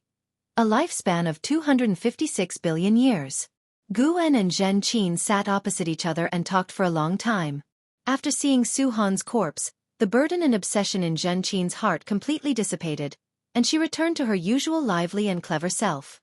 The mentor and disciple talked about the past, endlessly, finding it impossible to cover all the old times. However, everything has an end, including life. When dusk fell, Zhen Qin looked at Guan and said earnestly, "Master, thank you for your care in this life. As a disciple, I've been incapable and have never repaid you. If there is an afterlife and I am worthy of repaying you, I surely will strive to do so." Unlike the ghost mother of ephemera, who, though dead, was not at the end of her natural life and could still possess another body to be revived, Zhen Qin's fate had run its course, without any technique to turn back time. Guan smiled and nodded, saying, "There will be an afterlife." Hearing this, Zhen Qin showed a smile, her eyes filled with expectation. She then lay down on the table and whispered, "Master, I feel a bit sleepy. May I sleep here for a while?" Guan nodded and replied, "Sleep, I will stay by your side." Zhen Qin closed her eyes, mumbling, "I suddenly miss Master Yi so much. It feels like she has been gone for a very long time." Guan's hand, which was holding a teacup, paused. He said nothing and continued drinking his tea. After Zhen Qin fell asleep, Shenzhen came over. She looked at Zhen Qin about to speak, but her brow furrowed, and she approached Guan, asking, "Are you okay?" She knew Zhen Qin's place in Guan's heart and, thinking of how Yilan, Xiaochuan, and others' deaths affected Guan, she couldn't help but worry. "I am naturally fine," Guan said, looking at her with a smile and gesturing for her to sit down. Shenzhen took a seat, her gaze constantly on Guan. As Guan poured her tea, he said, "Do you think it's absurd? Someone with my cultivation level, yet unable to control life and death?" Shenzhen was secretly surprised. How did Guan see through what she was thinking? She spoke truthfully. Indeed, you are the strongest being in my mind. It seems like life and death should be trivial matters to you, but, Guan laughed and said, this means I am not the strongest being. There is a celestial mandate that governs all, and those I help already have good fates. I merely add a touch of splendor. You can glimpse the past and the future, but can you glimpse the celestial mandate? Glimpse the celestial mandate? Shenzhen fell into deep thought. In fact, she was also confused about her own path of cultivation. She didn't enjoy sitting meditation and chi refinement. She preferred the arts and sought to improve her cultivation level through enlightenment, but inspiration was scarce, and her cultivation level had been stagnant for many years. Seeing that she was seriously contemplating, Guan did not disturb her. He looked towards the horizon, where the slanted sun was like blood, and the seas of clouds seemed ablaze. Looking at the celestial vault, Guan suddenly felt that the future he saw wasn't far enough. How high must one's cultivation level be to see to the end of this universe? Time flies like an arrow, and the years pass like a shuttle, slipping away never to return.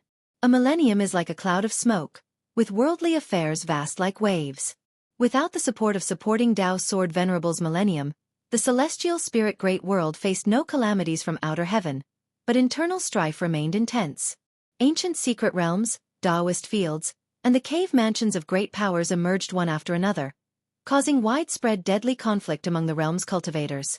Guan's Taoist field of the beginningless was now filled with medicinal herbs, and to this day, the lifespan provided by these herbs each year had surpassed 20 million years. Located at the edges of the world, the Taoist field of the beginningless on the nine-spirit continent had not faced any disturbance for 1,000 years. However, nearby human race cities were increasing and approaching the Taoist field of the beginningless. In that year early summer, Guan stood on the edge of a cliff, watching Chen Chuan spar with the blood prison great saint. Chen Chuan, now of the Nirvana realm level, was able to hold his own against the blood prison great saint, who was at the level of the loose immortal realm. The two combatants clashed in the sky, Guan establishing a barrier that allowed them to fight to their heart's content without affecting the dojo. After watching for a while, Guan lost interest and called up his attribute panel to take a look. Name: Guan. Lifespan: 3, 155/25, 660, 408, 118. Physique: primordial infinite body. Cultivation level: innate golden immortal realm perfection. A lifespan of 256 billion years. Guan planned to break through after reaching a lifespan of 100 billion years.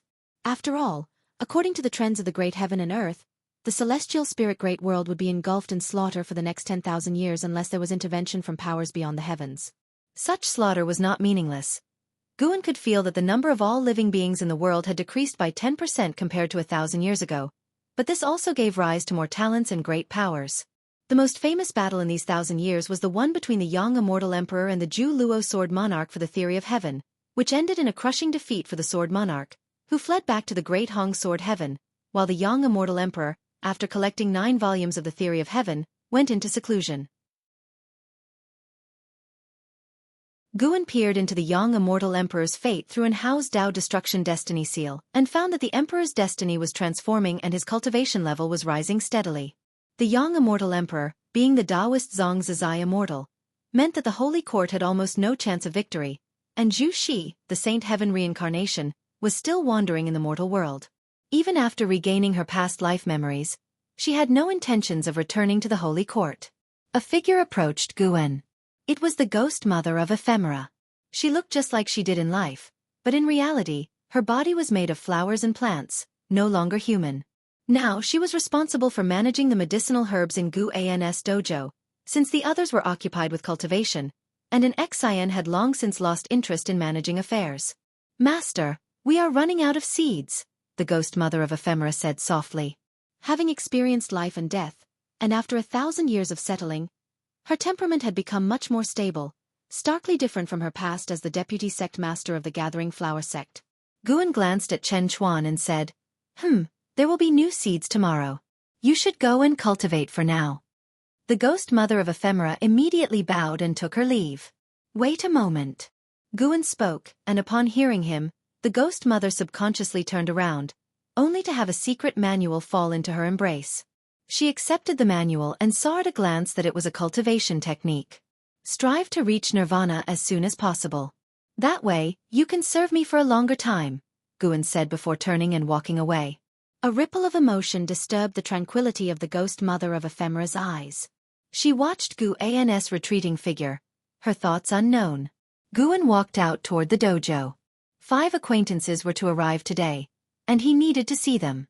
The 5 acquaintances were Yi Qing Shan and the others, whom Guan had taken as disciples because Yi Qing Shan was the reincarnation of Lu Jiujia. After 1,000 years of adventure and countless trials, fortunately, all 5 were still alive. They had encountered an invincible adversary and had to return to their homeland. Guan could overhear their conversation. These friends were contemplating establishing a sect in their hometown to cultivate their own power and to benefit the locals. Although the relatives they remembered were no longer alive, the land had not changed. Guan listened as these 5 discussed their past experiences of cultivating with him, and Gu Chongxing, that youngster, was actually sentimental, wondering if his master was still alive. All 5 believed that Guan had passed away, for in their memory, Guan was merely a Foundation establishment realm cultivator. Unless they faced a cultivation crisis or had stirred up enemies, why would anyone seek such a secluded place to hide? At the very least, it indicated that Guan had no mighty background or extraordinary talent. Reflecting on their master, they felt regret, wishing they had had the chance to repay him.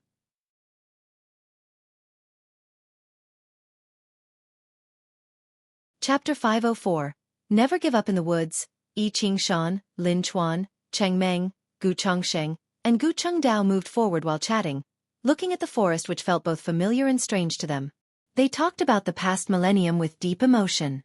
Suddenly, Cheng Meng said, "Do you think it's possible that Master is still alive?"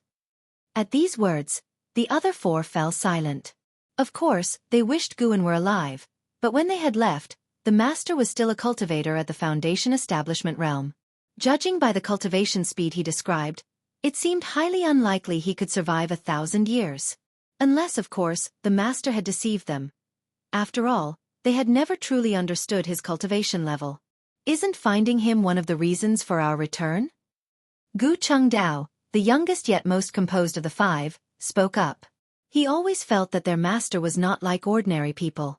After roaming the great heaven and earth for 1,000 years and witnessing countless exceptional individuals, he still felt his master was in no way inferior to any of them. Yi Qing Shan spoke. "Now that we're back, establishing a sect can wait. Let's first look for our master." His words met with the agreement of the others. Even if their master were no longer of this world, spending several years in search for him was worthwhile.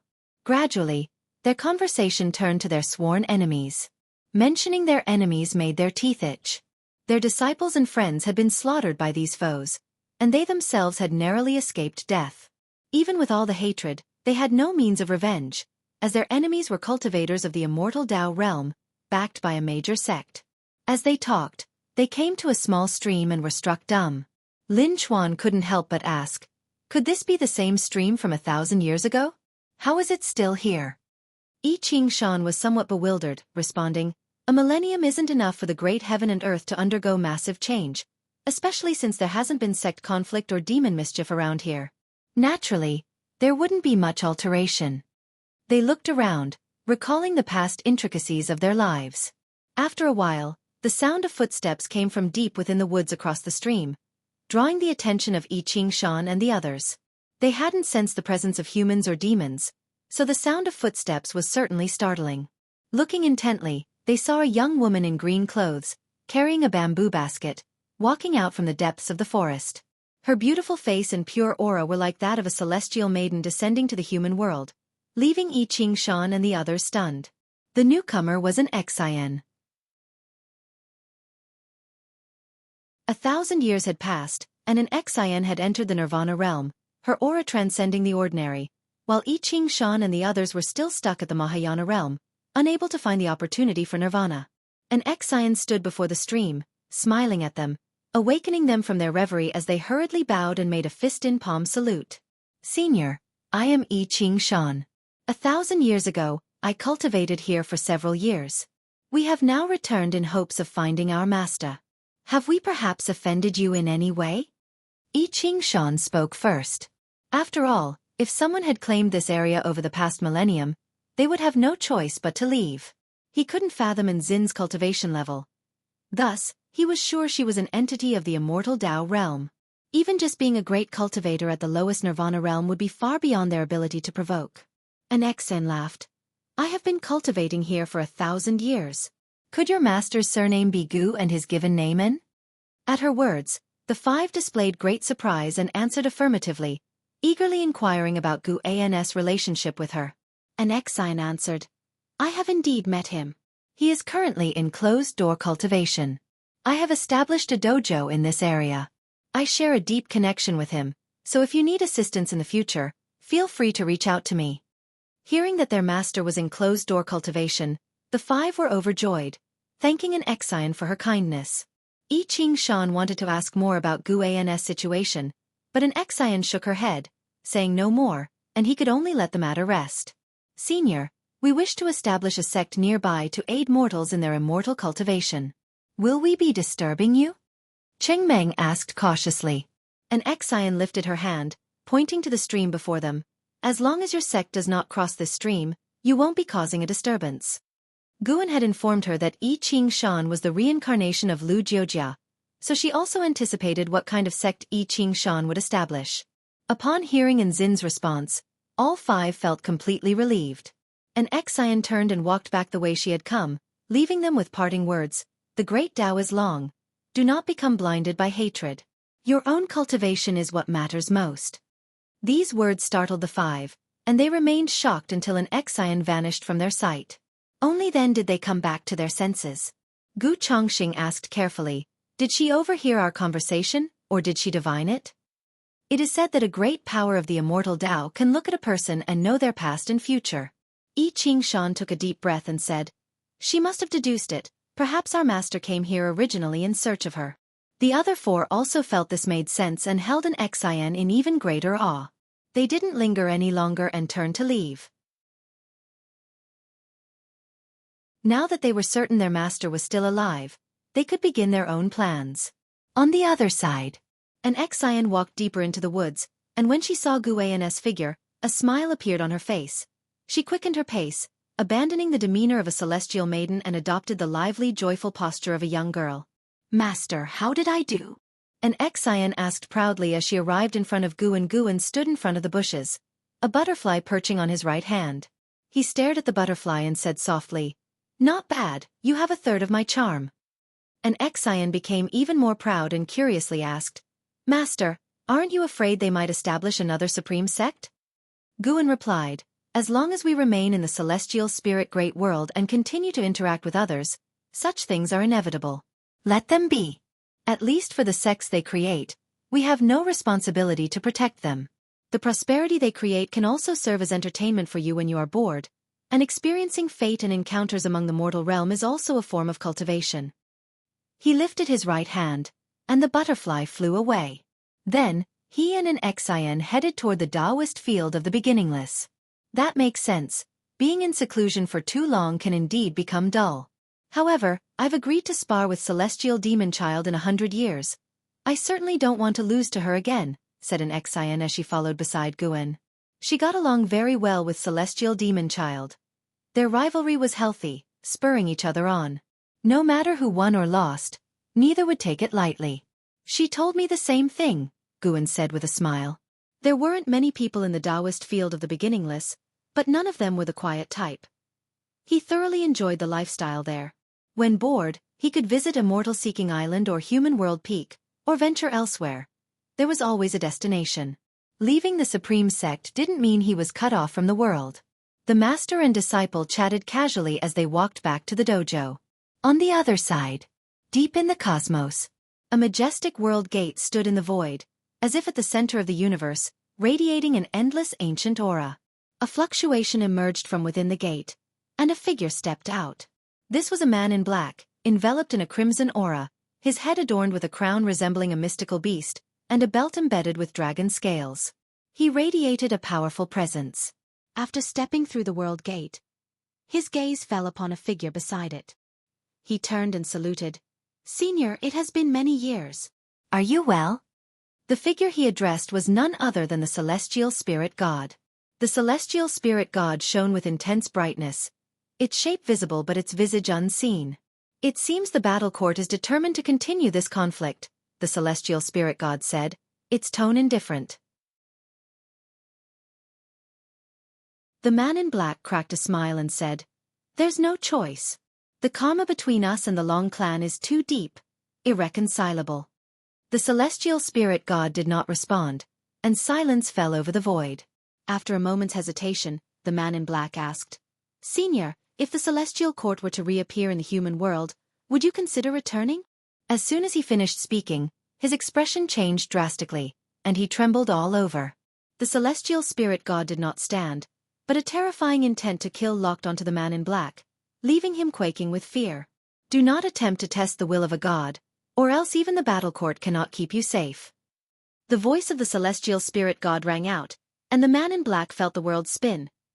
His body as if plunging into an unfathomable abyss, his sight blurring, and his divine soul overturning.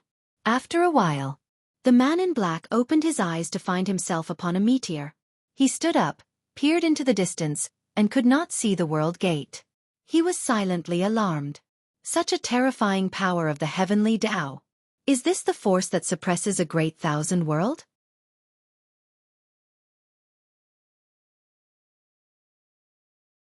Chapter 505.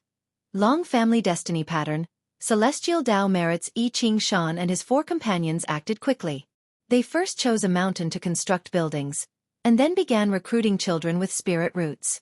In just 1 year, they had gathered over 300 young boys and girls, and then began to earnestly teach them cultivation. 100 years later, after the first batch of disciples had grown up, they officially started to establish their sect, named Chenkuan sect. The Chenkuan sect. There were many sects with this name in the world, but I Ching Shan wanted there to be only one Chenkuan sect. His ambitious declaration at the founding ceremony was overheard by Guan at the dojo. Guan just smiled lightly, not paying much attention. He didn't even bother to calculate the destiny of the Chenkuan sect anymore, choosing to leave it as a mystery, as a bit of color in life. The seasonal patterns in the celestial spirit great world were broadly the same. At the start of autumn this year, Guan lay under a tree, hands pillowed behind his head, eyes closed. It seemed as though he was sleeping, but he was actually observing the Supreme Sect. After all, he had spent the earlier half of his life in the Supreme Sect, and even after 1,000 years, Guan still held some sentiment for it. He was currently paying attention to Long Qing. Before leaving the Third Medicine Valley, Guan had begun to release the Guiyuan Divine Tao within Long Qing's body, allowing him to gradually regain his qi refinement talent. Long Qing, born in the Nirvana realm, had completely recovered his true strength after 1,000 years of cultivation.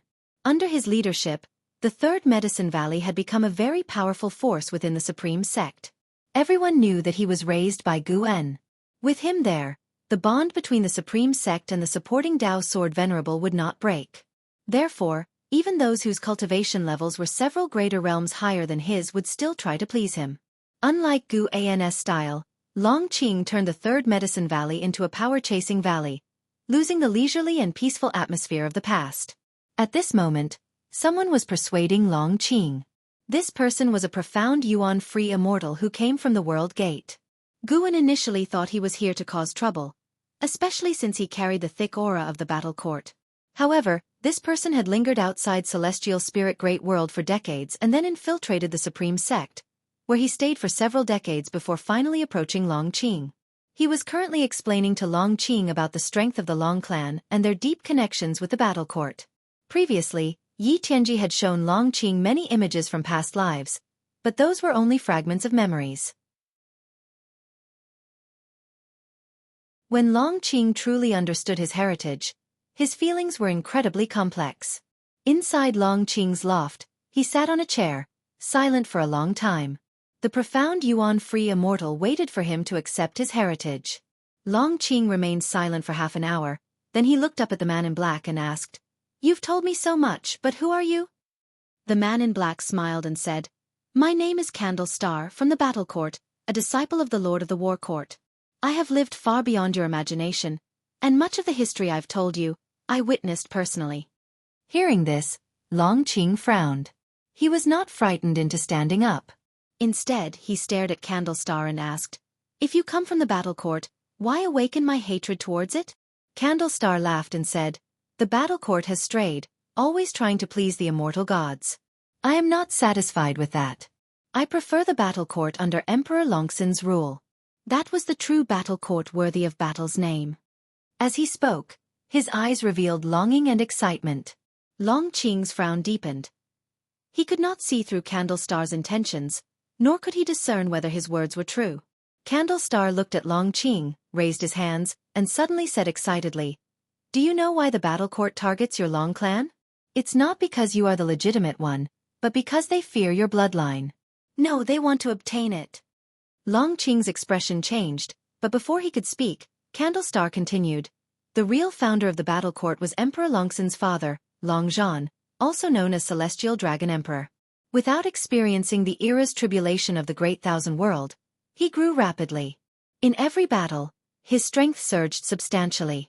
It is said that once after slaughtering an entire great heaven and earth, he managed to cross the 9 heavens of the immortal path in a remarkably short time.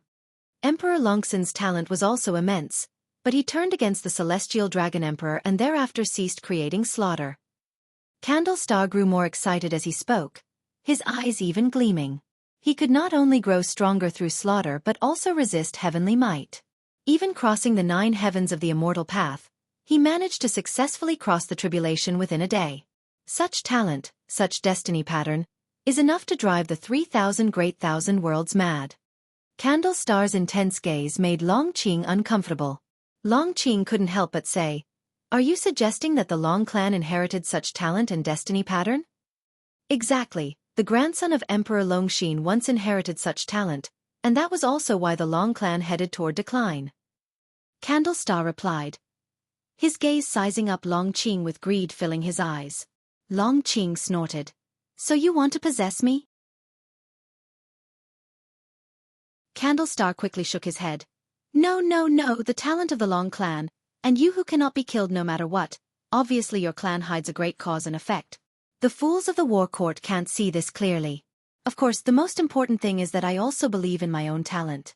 I want you to retake control of the war court, and together we can establish everlasting great celestial Tao merits."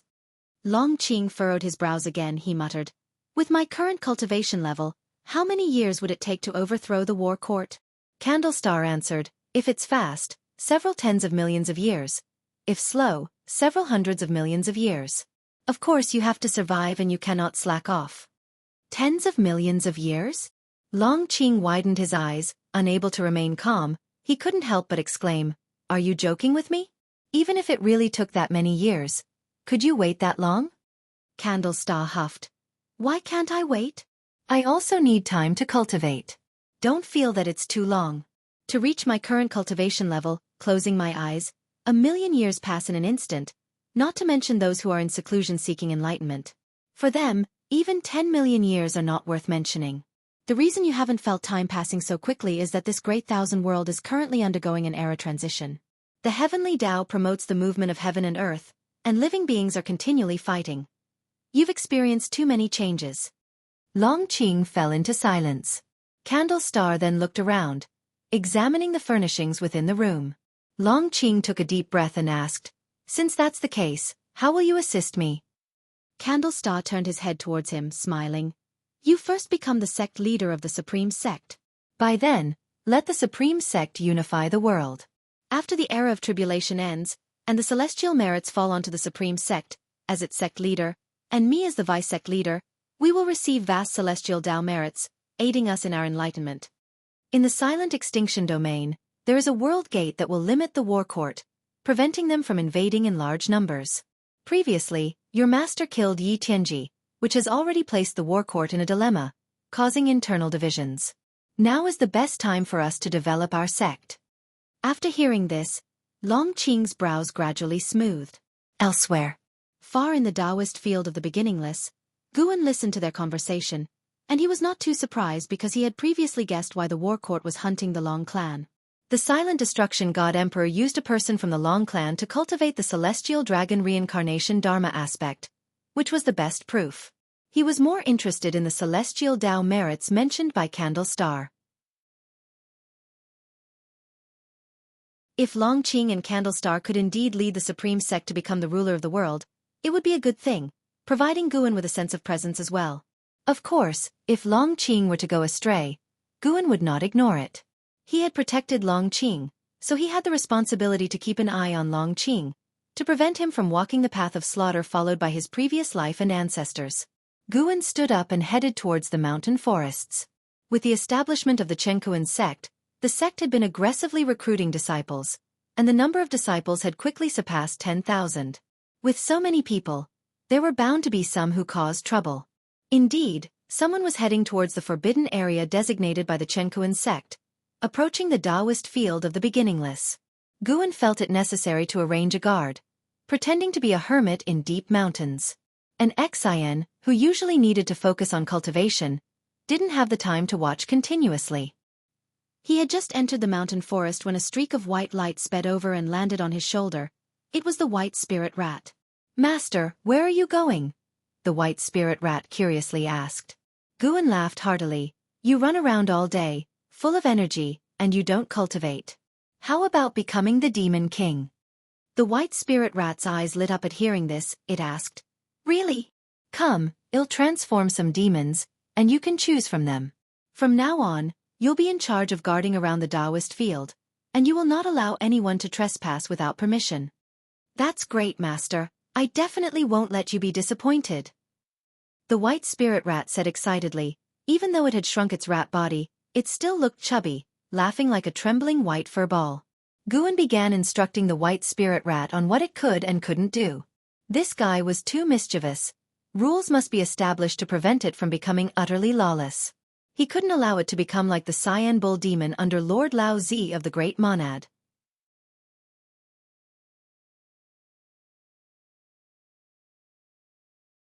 Chapter 506. The strongest sword. Time passed swiftly, and another 200 years went by.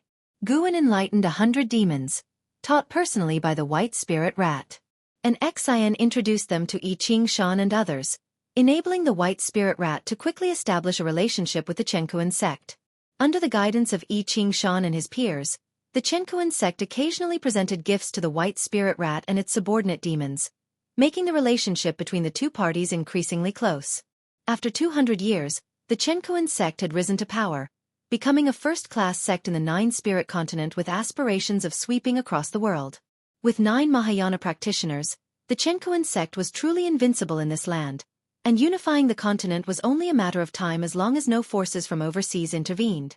Conflicts continued between heaven and earth, and the spiritual energy from nature surged towards the heart of the continent, prompting the strong practitioners to follow it. This weakened the immortal cultivation atmosphere in the peripheral regions. That was the case for the Nine-Spirit continent and neighboring continents.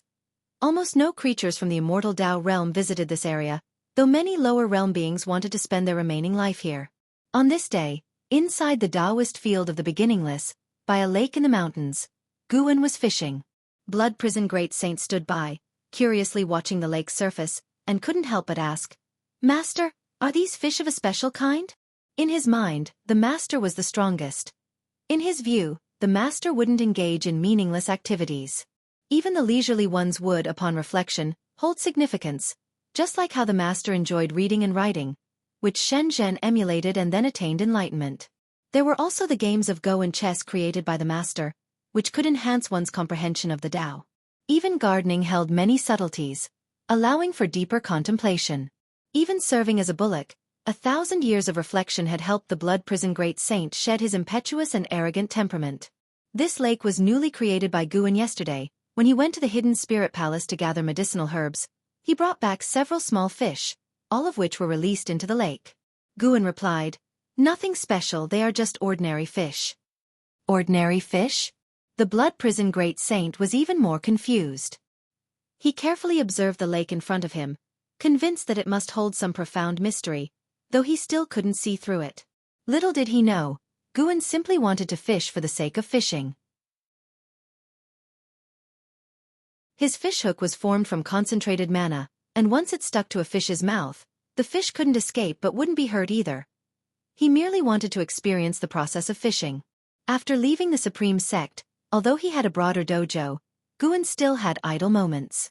Although he didn't practice chi absorption, he still wouldn't do nothing when idle. He gained insights into the natural world through seemingly mundane activities. As long as he observed naturally occurring phenomena, he could sense the great Tao. Having reached the innate golden immortal realm, Guan didn't feel invincible and continued to pursue the great Tao. The evolution of his lifespan eliminated the need for chi absorption cultivation, making him treasure the time for attaining enlightenment even more. Guan was sitting on a stone with a blood prison great saint standing beside him, both quietly observing the lake.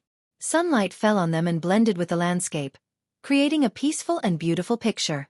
After a long while, a figure descended from the sky and landed beside Guan. It was Chen Chuan. The 1,000-year-old Chen Chuan had also reached the Nirvana realm.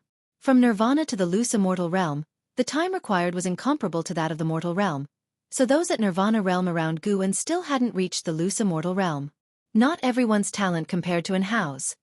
Enhao's opportunities could even be said to be unique, unrivaled in the world. "Master, I sense a sword," Chen Chuan spoke, his eyes filled with excitement. Before Guan could respond, the blood prison great saint curiously asked, "What sword?" Since arriving at the Taoist field of the beginningless, the blood prison great saint hadn't sensed any dangerous aura.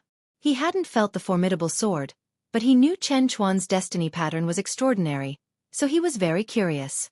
"I can't explain clearly, but I feel a sword has descended upon this world, continuously emitting sword cries as if waiting for me to seek it," answered Chen Chuan, pondering and recalling his previous sensations as he spoke. His words made the blood prison great saint even more curious. When Guan moved from the Supreme Sect to this place, he didn't bring Long Qing or other close disciples but brought Chen Chuan. The blood prison great saint always felt that Chen Chun's talent might match that of Enhao or Yang Jian. In fact, Chen Chuan had indeed shown dazzling comprehension in the sword Tao, although the blood prison great saint felt it still wasn't enough. There is indeed such a sword, coming from outer heaven. It is the strongest sword in the world. Possessing it qualifies one to contend for the world. Not just you, but anyone who diligently practices the sword Tao will sense it, Guan responded, his gaze fixed on the lake's surface, never wavering. Hearing this, Chen Chuan frowned. Blood prison great saint widened his eyes and asked, "This is clearly a conspiracy. Is another power from outer heaven about to attack?" Throughout the previous cataclysms of heaven and earth, it was always the forces from outer heaven that initiated them. The conflicts between the immortal dynasty and the holy court were never a threat to all living beings. "It's the work of the great Hong sword heaven behind Zhu Luo sword monarch," Guan answered. Hearing about Zhu Luo sword monarch, both blood prison great saint and Chen Chuan exchanged glances. "Tesquese, could it be that guy lost a young immortal emperor and couldn't accept it?" Blood prison great saint guessed with schadenfreude. He disliked the way Zhu Luo sword monarch carried himself, a demeanor that screamed invincibility, which he found repulsive. Chen Chuan, on the other hand, remained silent as he began to feel the sword again. For some reason, he always felt that the sword was of special significance to him, but his master's words left him confused. If others felt the same way he did, then indeed, they shouldn't go. But was it really the same? Guan's fishing rod began to move. He waited a few moments before suddenly yanking it, pulling a large yellow fish into his hands. He unhooked the fish and released it back into the lake. This action made Chen Chuan pause. He took a deep breath, then walked to a patch of grass and sat down. He took out his own sword, placed it on his lap, and quietly contemplated. Blood prison great saint looked at him with a curious expression. Guan remained silent. Just the corners of his mouth lifted. In his eyes, that #1 divine sword was nothing exceptional. Chen Chuan didn't need to compete. By cultivating by his side, he would eventually surpass that sword. However, "Senior brother Li, you're not going to ask me to take action, are you?" Guan looked up towards the horizon with a teasing gaze. Meanwhile, on the other side of the world, above an endless ocean, dressed in black, Leah stood on a black eagle, soaring across the sea of clouds, with divine exotic immortal spirit perched on his shoulder, gripping his hair, shivering. "Do we really have to steal it? The aura of this sword is very powerful. It will definitely attract terrifyingly strong individuals. Don't forget, my master has already left the celestial spirit great world." Divine exotic immortal spirit couldn't help but ask. It had deliberately conveyed the news of Gu An's departure to Li Ya, hoping that Li Ya would be less reckless in the future. Its method indeed worked. Li Ya had been peaceful for 1,000 years, but today, he was embarking on an adventure again. Li Ya's eyes were cold as he said, "How can I become stronger without striving for it? By meditating in seclusion? Don't worry, if it really comes to dying, I'll let you go. I won't drag you down." His heart, though, was aflame, because he felt that the sword was calling to him. He was the true master recognized by the sword.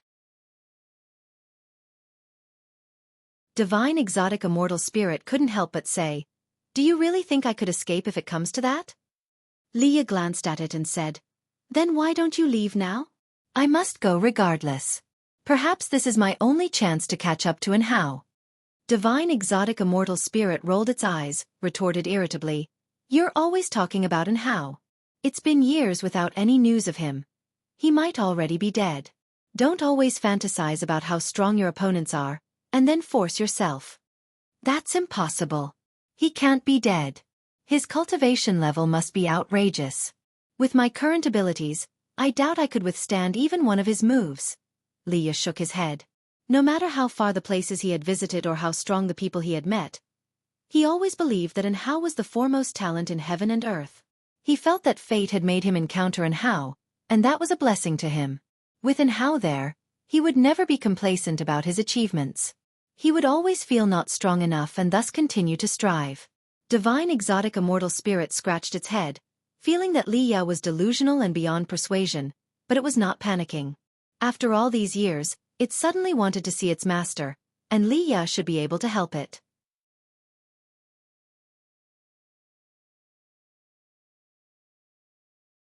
Chapter 507, Heaven and Earth Tao Fruit. Celestial beings. Guan could hear the divine exotic immortal spirit's heart voice. Although he could maintain spiritual communication with it, he rarely paid attention to it. The main reason was that the divine exotic immortal spirit was too annoying. Guan had responded before, and as a result, it chattered constantly, bothering him without end. Guan was neither worried about Li Ya going to seize the sword, nor was he afraid that Li Ya would cause any trouble for him. He would only save Li Ya's life, but wouldn't help him seize the sword. Saving a life was not difficult for Guan, as simple as blowing out a breath. Guan continued fishing until, after an hour, he finally stood up and left. The blood prison great saint hurriedly followed his pace, while Chen Chuan continued to stay by the lake, his eyes tightly closed, comprehending his own sword intent. He wanted to resist the attraction of that sword, feeling that if he could withstand it, his sword Dao would ascend a level. Tens of miles away, and Shangtian was practicing qi absorption on a cliff, the breeze blowing through his hair. Another 10 miles ahead, his master Zhang Shi was sowing seeds. Zhang Shi didn't use spells, but planted them by hand, treating it as a form of cultivation. Looking to the east, the celestial demon child was discussing the Tao with the ghost mother of ephemera, exchanging cultivation insights. Others were in seclusion within their respective cave mansions, all steadfastly advancing on their own paths of cultivation. The winds rolling through the Taoist field of the beginningless swept toward the celestial vault, carrying away the seasons. By the next late summer, the battle over the divine sword inevitably erupted. The sword drew sword cultivators from all over, and Li Ya, at the Nirvana realm, couldn't even get involved. Let alone having Guan save him, he didn't even have the qualification to see the divine sword. The battle between two divine immortals of wondrous dharma prevented him and the divine exotic immortal spirit from moving forward, forcing them to wait in the distance. Sadly, as time passed, Li Ya not only couldn't advance but was also pushed back because higher-level sword cultivators joined the fray. The setting sun cast a pall over an opulent city where Zhu Shi, dressed in yellow robes, strolled along the street. She looked just as young as ever, like a girl of 16 or 17, her eyes shining as she looked around with interest. No one could have imagined that this seemingly innocent girl was the Shangtian of the Holy Court, once the strongest being of heaven and earth. Just as Zhu Shi became engrossed with the sights on either side of the street, a figure approached her. "Young friend, please halt." A laugh came from ahead, and Zhu Shi fixed her gaze before stopping in her tracks. She saw a young monk draped in a kasaya blocking her path. This person was none other than the immortal seeker who had taught the Taoist expansion skill. It was because the Taoist expansion skill had advanced to the innate reincarnation skill that Guan was able to help the people he cared about extend their ultimate lifespan. Zhu's eyes' smile vanished, and she calmly looked at the immortal seeker. The immortal seeker chuckled. The humble monk observes that you possess extraordinary destiny. Would you like to ascend to immortality? The humble monk can assist you. Zhu focused on him, saying, You, a monk, refer to yourself as humble monk? Do you think you're credible? Of course the humble monk is credible. His Majesty Saint Heaven is nurtured by the celestial spirit and destiny. Even as a reincarnated being, a pair of eyes can see through everything, can't they? The immortal seeker said with a chuckle, causing Zhu to furrow her brow. When he mentioned Saint Heaven, a passing cultivator threw a suspicious glance at him, but quickly disappeared with the flow of the crowd. Zhu and the immortal seeker faced each other amidst the throng. They were out of place in this world and indifferent to the gazes of the people. Zhu's eyes gradually became piercing, as if she had transformed into someone else.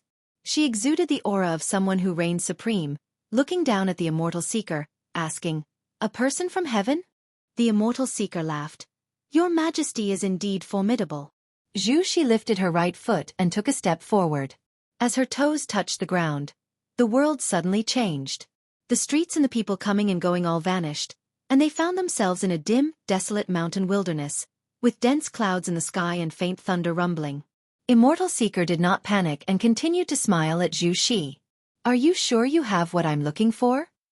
Zhu asked, and as she lifted her right hand, the earth around them split open, and roots emerged from all directions, swiftly intertwining in the sky to form a huge sword that pointed straight at Immortal Seeker. This wooden sword was more colossal than the mountains between heaven and earth. It seemed to occupy half of the sky upon its appearance. You're looking for the heaven and earth Tao fruit. What you want isn't just to unify the current celestial spirit great world, is it? What you desire is the entire celestial spirit great world, right? Immortal Seeker answered. Zhu narrowed her eyes, but did not respond. Immortal Seeker continued, The heaven and earth Tao fruit is bound to appear sooner or later, but now there's already a presence stronger than even the free immortal. Your Majesty, how will you snatch it then? Zhu huffed. So you're saying, you can't give me anything and you've merely come to remind me? Not at all, Immortal Seeker said leisurely. I have come to save your life. The celestial Tao golden core is bait left by the person from the world gate, and the heaven and earth Tao fruit is even more taboo. If one's realm is insufficient, merely touching the heaven and earth Tao fruit will lead to being devoured. It contains even more horrifying cause and effect, causes even the person from the world gate does not know of. Zhu squinted and asked, Then tell me, how high must one's realm be to touch it? To reach the pinnacle of what the free immortal can achieve, Immortal Seeker's smile turned mischievous. Zhu frowned and asked, Above the ninth heaven of the immortal path, there's still the level of free immortal? That's right. There are 3 free immortal levels above it, and none of those strongest beings who appeared in the last few thousand years have reached that realm, not even the supporting Tao Sword Venerable. Hearing Immortal Seeker mention the supporting Tao Sword Venerable, Zhu's face became grim. Even though she had fully recovered the memories of her previous life, she still kept the gratitude of this life's mentor-disciple relationship in her heart and respected Guan from her core. In her view, Guan was an old predecessor from beyond the skies, with a cultivation level far surpassing hers. Coupled with the fact that he had taught her, she naturally held respect for him. Even the supporting Tao Sword Venerable was not qualified to touch the heaven and earth Tao fruit? Zhu fell into silence. Immortal Seeker quietly watched her. After a long while, he finally said, I have a method that can help you avoid being devoured. Zhu looked up at him with a skeptical face. Immortal Seeker continued, What you need to do is surpass the 9 heavens of the immortal path, possess the competence to traverse the world freely. Can you achieve that? Zhu replied coldly, I have long been able to do so, but I've deliberately suppressed my realm. I can sense an almighty existence outside this world watching me. If I break through, I will encounter unexpected disasters. Some free immortals need thousands, tens of thousands of cycles of reincarnation tribulations, but I only need 1 life. Immortal Seeker was taken aback, clearly shocked by her words. He took a deep breath and said in admiration, Worthy of being the child of heaven and earth chosen by the destiny of celestial spirit. In that case, I will pass on a cultivation technique to you.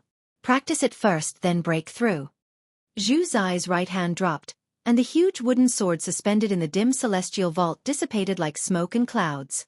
Who exactly are you, and why do you want to help me? Zhu Shi stared intently at Immortal Seeker, hoping to get an answer. Immortal Seeker turned, looking towards the horizon, and said, I indeed come from above, but I do not affiliate myself with those self-important folks. The reason I assist you is merely to fulfill a wish. My disciple died in this great thousand world. Zhu Shi asked in surprise. The death of your disciple requires all this scheming? Do you need my help for revenge? Immortal Seeker glanced at her and said, Merging with the heaven and earth Tao fruit will be enough to fill the regret in my heart. Zhu Zai's brows were tightly locked, still somewhat unclear. But Immortal Seeker no longer elaborated. Suddenly, Zhu Shi seemed to realize something. Her expression changed drastically as she looked incredulously at Immortal Seeker.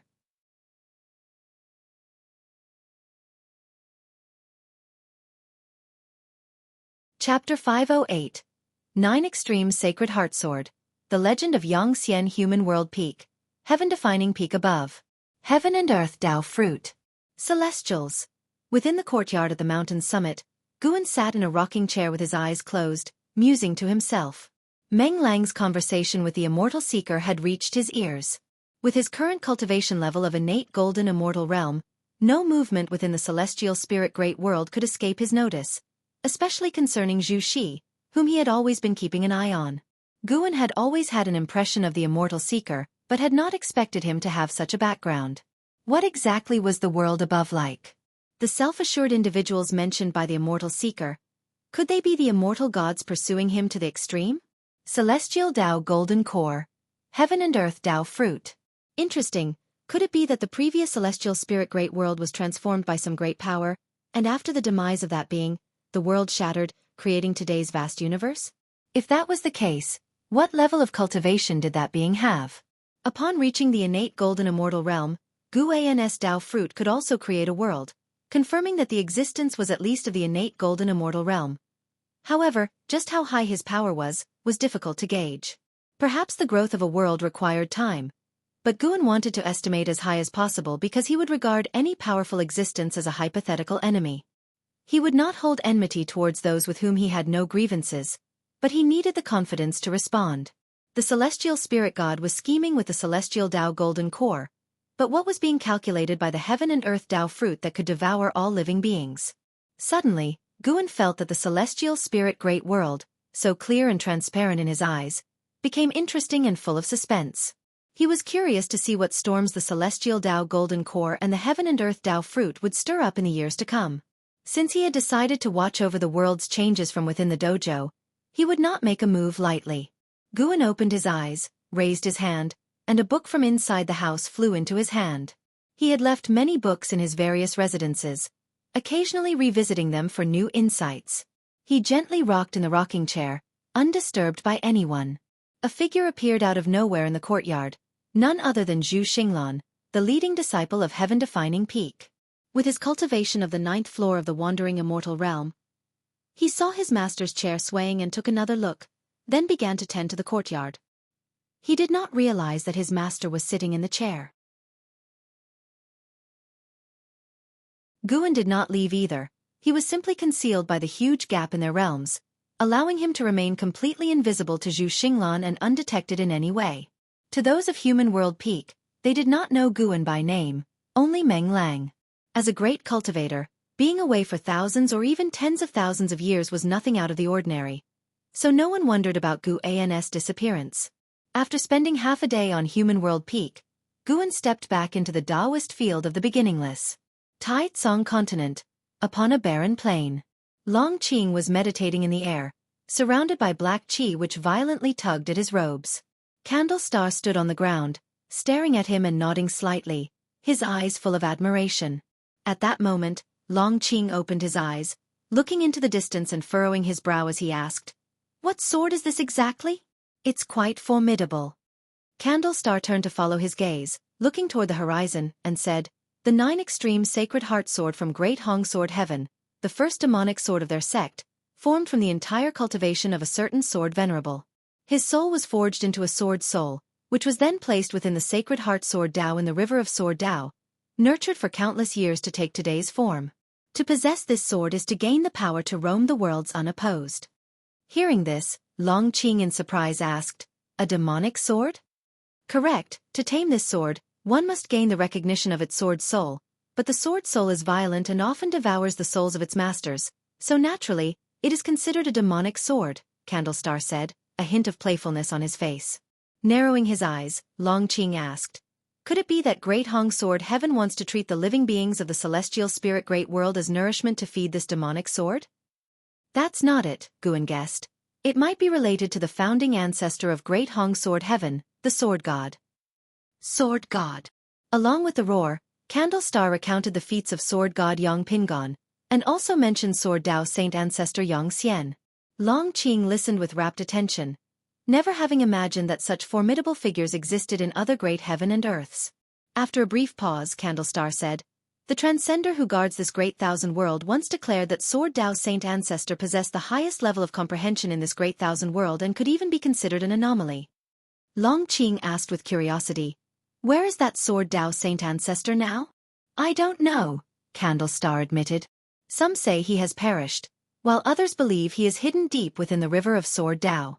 Because the sacred heart Sword Dao has merged with the river of Sword Dao, other sword cultivators from the great thousand worlds can also comprehend the sacred heart Sword Dao. Countless sword cultivators and Sword Dao sects now look up to the Sword Dao Saint Ancestor. I too have sensed the sacred heart Sword Dao, and truly, it's boundlessly vast." Candlestar shook his head as he spoke, his tone filled with longing for the Sword Dao Saint Ancestor. Long Qing too began to fantasize about the sacred heart Sword Dao. Candlestar suddenly exclaimed with suspicion, interrupting Long Qing's thoughts. Long Qing couldn't help but turn to him and asked, "What's wrong?" Candlestar narrowed his eyes and said, "The Nine Extremes Sacred Heart Sword is about to have a master. I never expected him to come. What exactly are these old creatures seeking after reincarnating?" Long Qing was even more confused, but no matter how he inquired afterward, Candlestar refused to reveal more, merely saying that he would know in time. Although he didn't get an answer, Long Qing felt fired up. From what he'd heard from Candlestar, he learned about a vaster heaven and earth and became aware of more awe-inspiring legends and great powers. He too wanted to become an existence like them. He suddenly thought of his master. What exactly was his master's name? Supporting Dao Sword Venerable was just a title given by the Supreme Sect. His master surely had his own Dao name. Mountains stretched endlessly, and within the forests on the ridges, Leah followed an elder. The divine exotic immortal spirit on his shoulder intently watched the elder, as though fearing that the elder would stop. The elder wore white clothes under a black robe, a bright red belt wrapped around his clothing. His white hair was tied under a jade crown, and even with an aged face, he still had a noble aura.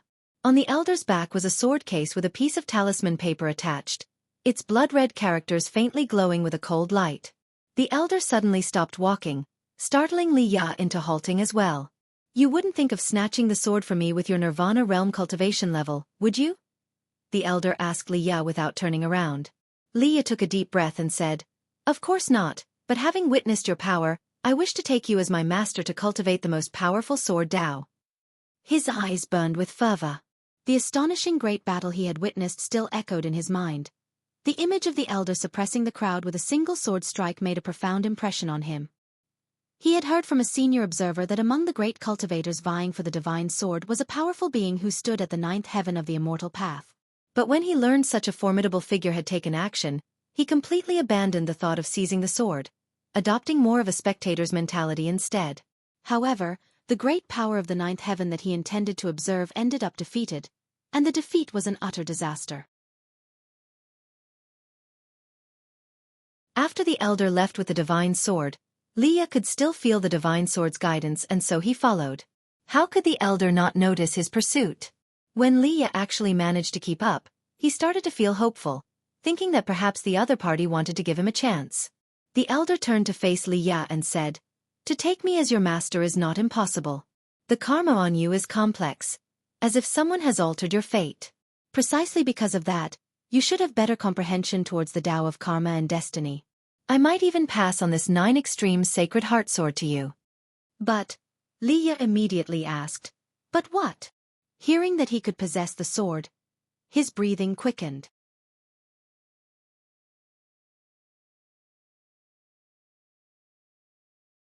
Chapter 509.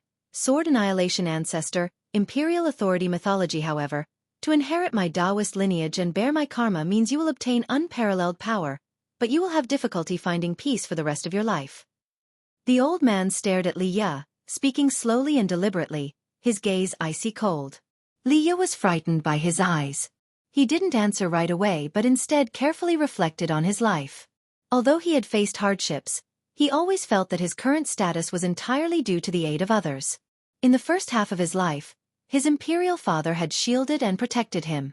Later, Gu-en, under another identity, had protected him and taught him swordsmanship. When would he be able to repay these people?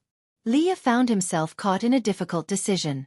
He feared that he would mess things up and that, in the end, Gu-en would have to rescue him. He couldn't help but turn his head to look at the divine exotic immortal spirit resting on his shoulder. This time, the divine exotic immortal spirit remained silent, merely looking at him steadily, as if to say, this time it's up to you to decide. Leah believed that the old man had no intention of deceiving him, for there was no need. The gulf between their cultivation levels was vast, and if the old man truly wished to force him to do something, he would have no power to resist. As Leah hesitated, the old man turned and walked away. Leah fell to his knees and kowtowed in the direction of the old man's retreating figure, shouting loudly, Master above, please accept your disciple's bow. The old man stopped in his tracks and then slowly turned around. He looked at Leah with an expressionless face and said, Remember, my Taoist name is Sword Annihilation. Many refer to me as the Sword Annihilation Ancestor. Having said this, the Sword Annihilation Ancestor continued to walk away, and Leah quickly got up and followed his pace. Excitement was unmistakable on Leah's face. He stared at the back of the Sword Annihilation Ancestor, with many questions he wanted to ask, but he restrained himself. There is plenty of time ahead. Having seen the Sword Annihilation Ancestor's actions, he felt that the Sword Annihilation Ancestor was a rare existence that could match up to Gu-en. Of course, it was only his feeling because he thought the Sword Annihilation Ancestor didn't use his full strength when he claimed the 9 extreme sacred heart sword with such an ease and calmness. Such demeanor reminded him of Gu-en when he transformed into the supporting Tao sword venerable. Little did he know, Gu-en was listening in on his thoughts secretly. Comparing me to the Taoist Zhang Zizai immortal? Gu-en, who was picking medicinal herbs in the Taoist field of the beginningless, laughed, but this Sword Annihilation Ancestor had quite a reputation. He must have an even stronger true form. Gu-en had encountered his true form before, back when he had broken through to become the profound Yuan-free immortal. At that time, the skull that devoured the free immortal had made a lasting impression on Gu-en. The aura of that skull was identical to that of the Sword Annihilation Ancestor, and from the perspective of karma, they originated from the same source. The mere fact that a clone possessed the cultivation level of a Taoist Zhang Zizai immortal made him wonder just how powerful the Sword Annihilation Ancestor's true form was. Ever since Gu-en defeated the battle court, the celestial spirit great world seemed to be distancing itself from the catastrophe of outer heaven. In reality, more beings of the Tao fruit realm had infiltrated the celestial spirit great world, behaving more covertly, probably out of fear of Gu-en. Every choice has its pros and cons. His own lifespan reincarnation had left behind unfavorable karma, but within the life he could control, he had always done good deeds. He was satisfied with that and never tired of it. Gu-en's mood became increasingly cheerful, and he began to give pointers to the ghost mother of ephemera following him. Although the ghost mother of ephemera had lost her freedom, she did not slack off because she saw greater hope. She even felt that her current life was better and more meaningful than before. Pursuing longevity, that was far more meaningful than being a vice sect hierarch. The ghost mother of ephemera made note of every word Gu-en said and pondered them deeply. Gu-en knew what she was thinking, but he never spelled it out. He let her muse wildly, thinking maybe she might stumble upon something significant. An hour later, Gu-en finished picking herbs, and then he had the ghost mother of ephemera sow the seeds while he walked to his own loft, ready to take a nap. Even innate golden immortals can sleep, and Gu-en occasionally enjoyed dreaming, finding enlightenment in his dreams a particularly interesting experience. The white clouds above drifted slowly, Yet in the blink of an eye, one might feel they moved quickly. The passage of time in the human world is the same. 1,000 years, like those clouds, is both fast and slow. It seems quick to cultivators but slow to mortals. On an early summer day, at high noon, in the Tai-Tsong dynasty, within the Tsongzhou imperial city, in the imperial study, Li Xiandao held a petition, his face expressionless. He had been the emperor for over 4,000 years. His long-standing and domineering rule had become mythologized in the hearts of the people. The commoners were unfamiliar with the name supporting Dao Sword Venerable, unaware of the great cultivators of the immortal cultivation realm. In their eyes, he was a living immortal. At this moment, two people were kneeling in the room, their heads bowed and bodies tense, one of them sweating profusely on the forehead. After a while, Li Xiandao looked up. He glanced at the two kneeling before him and asked, "What is the Crown Prince's opinion on the Yang family's actions?" One of the elderly ministers raised his head to look at Li Xiandao, hesitated for a moment and said, "His Highness did not respond to us, but one of my spies told me that the Crown Prince once said he found the position of Crown Prince rather dull, and he did not know." "He did not know what?" "He did not know what it tastes like to sit on the imperial throne." After speaking, the old minister quickly bowed his head, pressing his forehead against the ground. Li Zuando's eyes flashed with a chill upon hearing this. He closed the petition he was holding and set it down gently. "Leave," Li Xiandao said with closed eyes.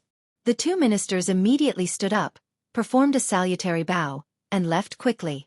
Once they had left the imperial garden and the palace grounds, and only when they had passed through the gates of the imperial city, did they finally breathe a sigh of relief. The other middle-aged minister turned to the old one and asked in a low voice, "Does His Highness truly intend to?" He looked around and withheld the word rebel. There have been signs for hundreds of years. It is said that ever since the Crown Prince returned from the Holy Land, his temperament has changed. He has already stepped into the immortal realm. I fear the imperial dynasty is about to face unprecedented turmoil. The Yang family has courted no small number of factions. The old minister sighed. His ancestors had served Li Xiandao for 10 generations, and he himself had been an academically honored champion designated by Li Xiandao. In his heart, Li Xiandao was the heavens. But faced with a crown prince who possessed the cultivation level of the immortal Dao and had a formidable family background, how could he not think that the throne was on the cusp of changing hands? The middle-aged minister fell silent after hearing this, and they both hastened down the same street.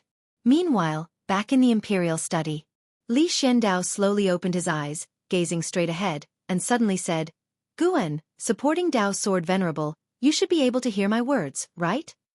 After his words, silence filled the room. No response came from outside.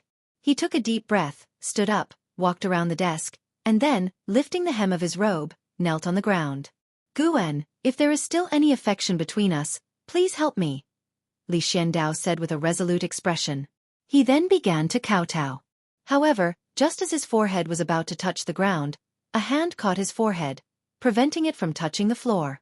Li Zuando's pupils contracted and his body trembled slightly. With great caution, he slowly lifted his head to see the person in front of him. It was indeed Guan.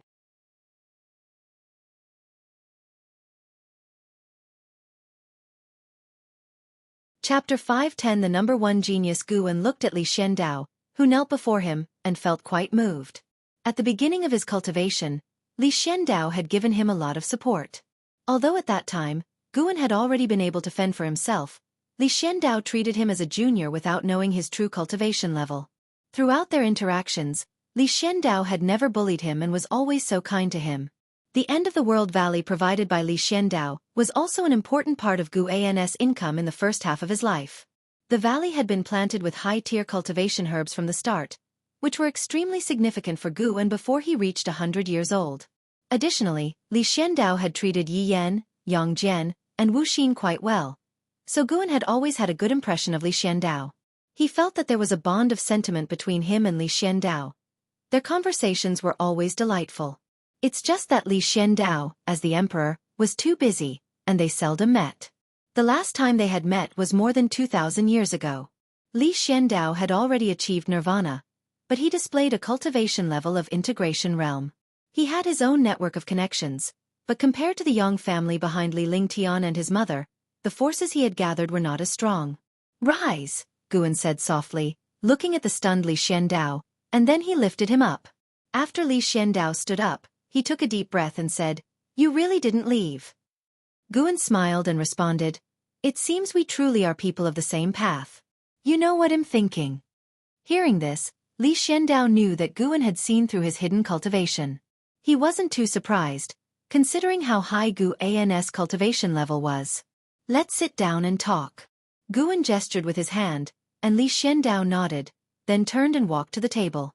Once they were both seated, Li Xiandao looked across at Guan, who seemed like an immortal monarch in the flesh, and felt somewhat dazzled.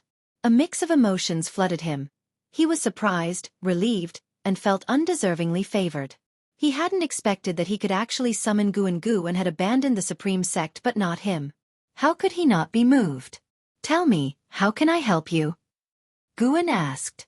Even though he could guess the answer, he wanted to hear it from Li Xiandao himself. This process would also help Li Xiandao ease his emotions. Li Xiandao took a deep breath and began to recount his predicament. As Li Lingtian grew older, he became restless with his position as crown prince, and the young family behind the empress became increasingly impatient, constantly inciting conflict.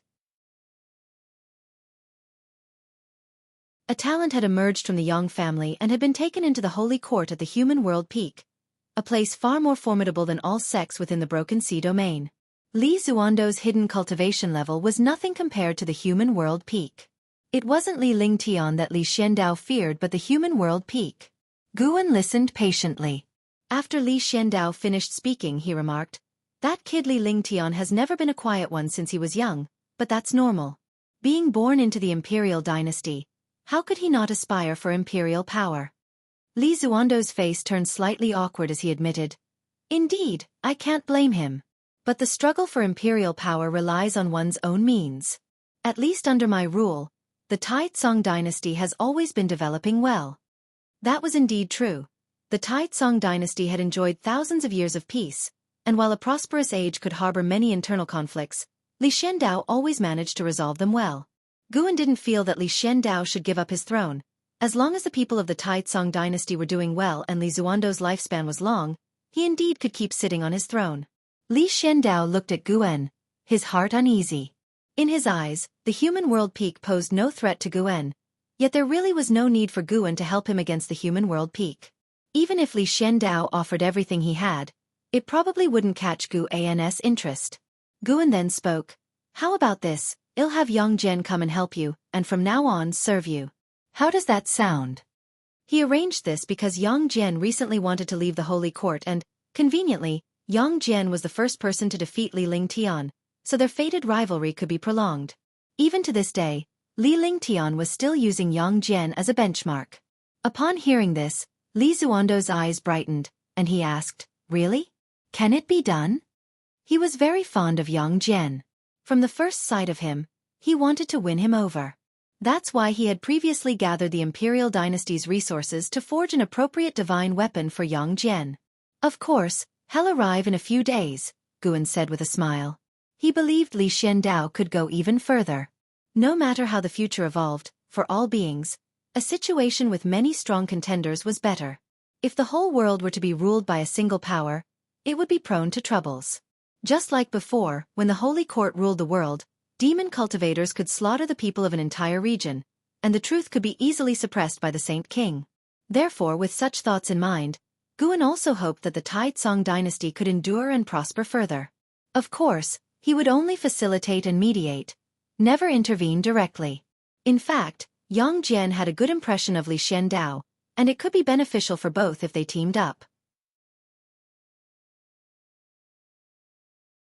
Li Xiandao, after hearing Guan's promise, felt extremely cheerful, as if all the frustrations in his heart had been swept away. He already knew that Yang Jian had regained his Saint King status, and the current Yang Jian could help him counter the human world peak, or at least, human world peak would give face to Yang Jian. "How have these years been for you?" Guan continued, beginning to make small talk with Li Xiandao. Li Xiandao did not hide anything, sincerely sharing his experiences, and the two seemed to return to the times of 4,000 years ago in the End of the World Valley, chatting with great joy. A full hour had passed before Guan finally took his leave. Watching Guan come and go like the wind, leaving not the slightest trace of his presence, Li Xiandao sincerely sighed. He is a true immortal. No sooner had his words fallen than Guan had already arrived at Human World Peak. Guan summoned Zhu Xinglan, instructing him to settle the matter, forbidding anyone from intervening in the internal strife of the Tai-Tsong dynasty. Zhu Xinglan immediately set out to handle the task. Without needing to use his status as the supporting Dao Sword Venerable, Guan could still easily have the matter resolved. The Yang family was considered powerful in the Broken Sea domain, but within Human World Peak, they couldn't reach the top echelon. Having given his instructions, Guan then rested in the courtyard. After a while, Zhu Xinglan came back, delighted to see his master had returned. Guan was very satisfied with his dedication over the years and imparted divine skills to him, making Zhu Xinglan even more overjoyed. In the Tai-Tsong dynasty, within a mansion, Li Lingtian sat at the head of the room, his face full of impatience. There were over a dozen people standing in the hall, discussing how to instigate a coup, even arguing over it. Li Lingtian was truly fed up and couldn't help but say, "Enough, no matter what. He is still my father, the emperor. At most, he'll seize power, but it's impossible to harm him." As soon as these words came out, everyone fell silent and then looked towards him. Li Lingtian was incredibly talented and presently had the cultivation level of the immortal Dao realm. His presence was strong enough to command attention. "Do you not realize what imperial power means to your father, the emperor? A struggle for the throne cannot be without casualties." An imposing voice came from outside the hall as a man in white walked in with the sunlight behind him. People turned their heads to look, all showing expressions of joyful surprise. An elder, thrilled, said, "Yang En, you finally returned." Yang En, the top talent of the Yang family and a disciple of Human World Peak. He was handsome and elegant, with an extraordinary demeanor. His mere entrance was enough to dissipate Li Lingtian's aura. Li Lingtian frowned slightly as he looked at Yang En. He resented and was wary of Yang En. Everyone made way as Yang En approached Li Lingtian, slightly raising his chin, looking down upon him, and said, "The Yang family wants to make you emperor. This is your honor. You shouldn't be indecisive." Li Xiandao, when he took the throne, had stained his hands with the blood of many of his brothers and sisters.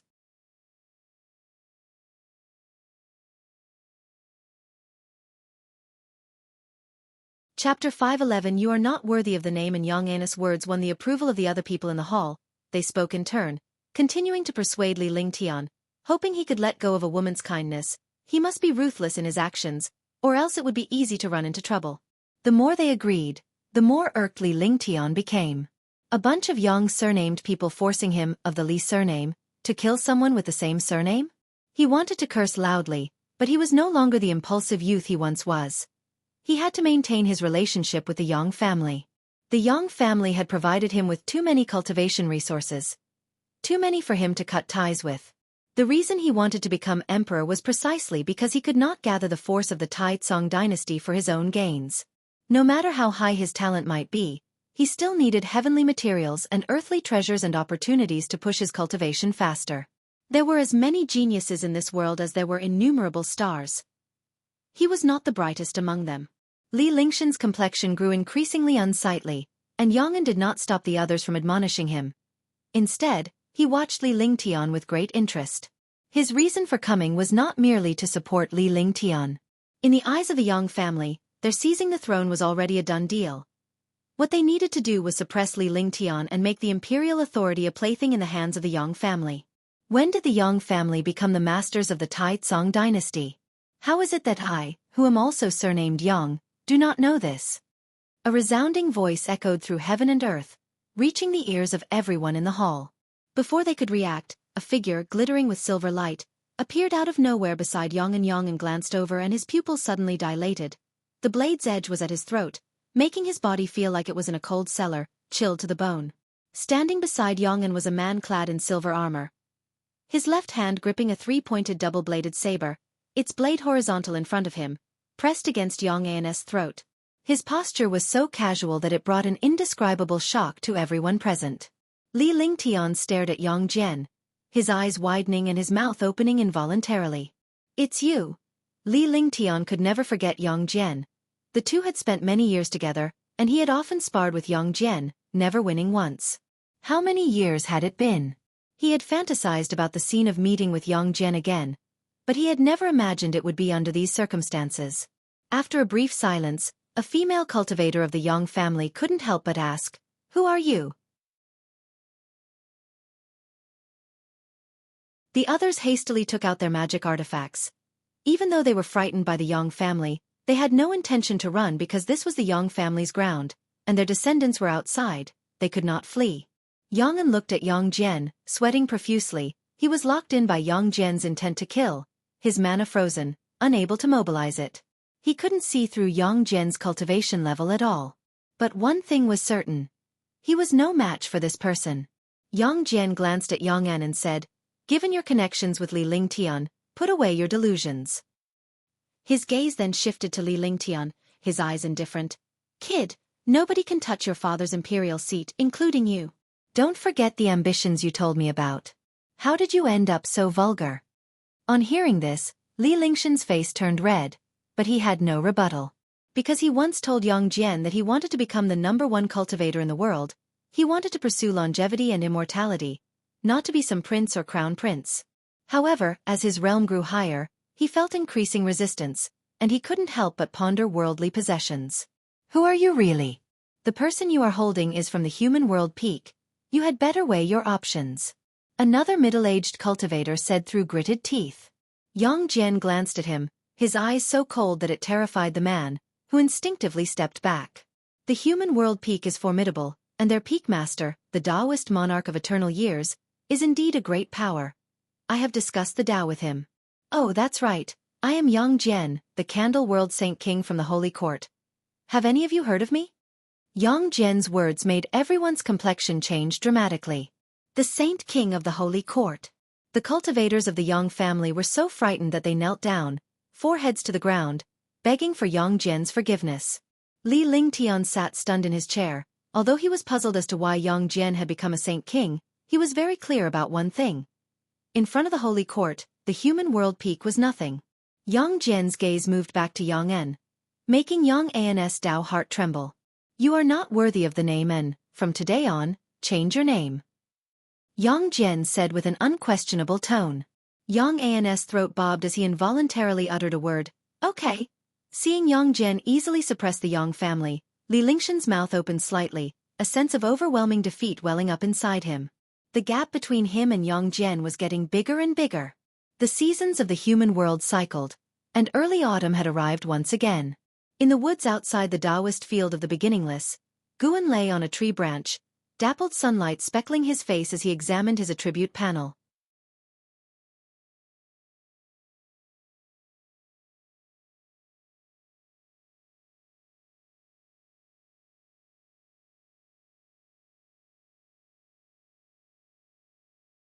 This caused the family to fear you even more. On the night before reaching the destination, you overheard them discussing how to send you away, and you left alone before dawn. At 24 years old, you came to Hanji City and heard that the city was hosting a magic battle conference. Only young talents under the age of 100 could enroll, and you decided to sign up. In the end, you defeated all the competitors, claiming first place powerfully and becoming famous citywide. At the celebration banquet, the city lord wanted to betroth his daughter to you. Do you accept? No. Although Black Profound might be the Black Profound Emperor, now it's Gu An's reincarnation body, and he can't allow his reincarnation body to have any weaknesses. Finding a Tao companion is all right, but not now. You refused the city lord's goodwill, and he shook his head, chuckled and did not persist. The very next day, you took the heavenly materials and earthly treasures you had won at the Magic Battle Conference and left. When you were about 100 miles from Hanji City, you encountered a group of mysterious cultivators who ambushed you. After a fierce battle, only one of them was left alive. Through coercion, you learned that it was the city lord's arrangement, which infuriated you. At the age of 25, you entered the demon race's forest and began slaughtering demons extensively. At the age of 26, you returned to Hanji City and made your way to the city lord's mansion where you chose to force your way in. A great battle erupted, and in the end, you left the city lord's mansion full of corpses. The exhausted city lord knelt on the ground, begging for your forgiveness. His daughter also ran over, standing in front of you, hoping you would spare her father. Will you choose to forgive the city lord? Forgive what? Did the city lord ever forgive me? Guen, identifying with the role of Black Profound, also felt angered and immediately chose no. You ignored the pleas of the city lord's daughter and beheaded the city lord with a single sword strike. Then you turned and left. Under the gloomy sky, the city lord's daughter knelt on the ground, cursing you hoarsely and vowing to seek revenge in the future. You were indifferent and walked away proudly. Guen, seeing this, felt that Black Profound might have developed feelings for the girl. Through this journey, how intense Black Profound's killing intent had been, almost catching up to Long Jean. Could he actually have spared the city lord's daughter? The image of Black Profound in Guen's mind became even more nuanced, and as for the consequences of sparing the city lord's daughter, Guen was not worried. With the life-controlling Black Profound Emperor evolving rapidly, his early live's enemies would hardly impact his future. In the subsequent prompts, Black Profound clearly relied heavily on life evolution, killing relentlessly each year, even routinely slaughtering the alien race, making Guen feel his growth rate would exceed his past lives. After a century, Black Profound returned to the Celestial Dark Demon sect. At the age of 121, you returned to Luo Abyss Cave Mansion and unexpectedly learned of Luo Abyss' death, the cause being demonic possession that led him to harm his fellow sect members, and he was slain by a great cultivator from within the sect in time. You found the incident highly suspicious. While staying at the Celestial Dark Demon sect to cultivate, you began investigating the truth behind your master's death. At the age of 122, you stumbled upon another disciple of Luo Abyss within the sect. After a discussion, you opened your heart, believing that your master could not have been possessed demonically. After hesitating, the other disciple suggested that the cause of the master's death might have been offending the vice sect hierarch, giving you a direction for your investigation. At the age of 123, while you were cultivating in the cave mansion, you felt strong auras approaching. Before you could think further, the restriction of the cave mansion was broken, and a group of law enforcement disciples forcibly entered, accusing you of demonic possession and harming your fellow sect members. They attempted to execute you on the spot. After a fierce battle, you escaped but were met with more opponents. You kept killing as you fled, leaving the Celestial Dark Demon sect and heading north.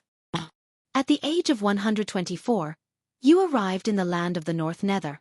Standing on a cliff, you were awestruck by the sight of Guen leaping from the boundless ocean, which led you into a state of profound mystery and enlightenment. At the age of 125, deep in the glacier, you discovered a mysterious cave mansion. After days of research, you successfully deciphered the clues of the restrictions left on the cave mansion. You stepped inside and, after facing 9 mechanisms, saw a stele inscribed with the words cause and effect. Feeling the dense spiritual energy within the cave mansion, you decided to go into seclusion there, planning to seek revenge on the Celestial Dark Demon sect later. At the age of 135, you entered the Mahayana realm, prepared to return to the Celestial Dark Demon sect. Just as you were about to leave, the cause and effect stele vibrated, and a powerful force absorbed you into it. You found yourself in a dimly lit cave. Turning around, you saw that the stele behind you was different from the previous cause and effect stele. It had no inscriptions and was covered in cracks and dust. No matter how you applied your powers, the stele remained inert. You chose to walk out of the cave. Outside the cave wasn't the glacier anymore but a world resembling the immortal realm, filled with abundant spiritual energy that astounded you. Just as you were immersed in the magnificent scenes of nature, a white-robed woman resembling a fairy descended from the sky and landed beside you. You couldn't discern her cultivation level, so you were very vigilant. The white-robed woman asked if you had ascended from the lower realm, which puzzled you further. She invited you to join the profound clear immortal sect. Will you agree? Ascended. Guen had never heard of the profound clear immortal sect, but it seemed Black Profound had no other choice. If the other party harbored ill intentions, even if he refused, he would still face trouble. Why not join and see?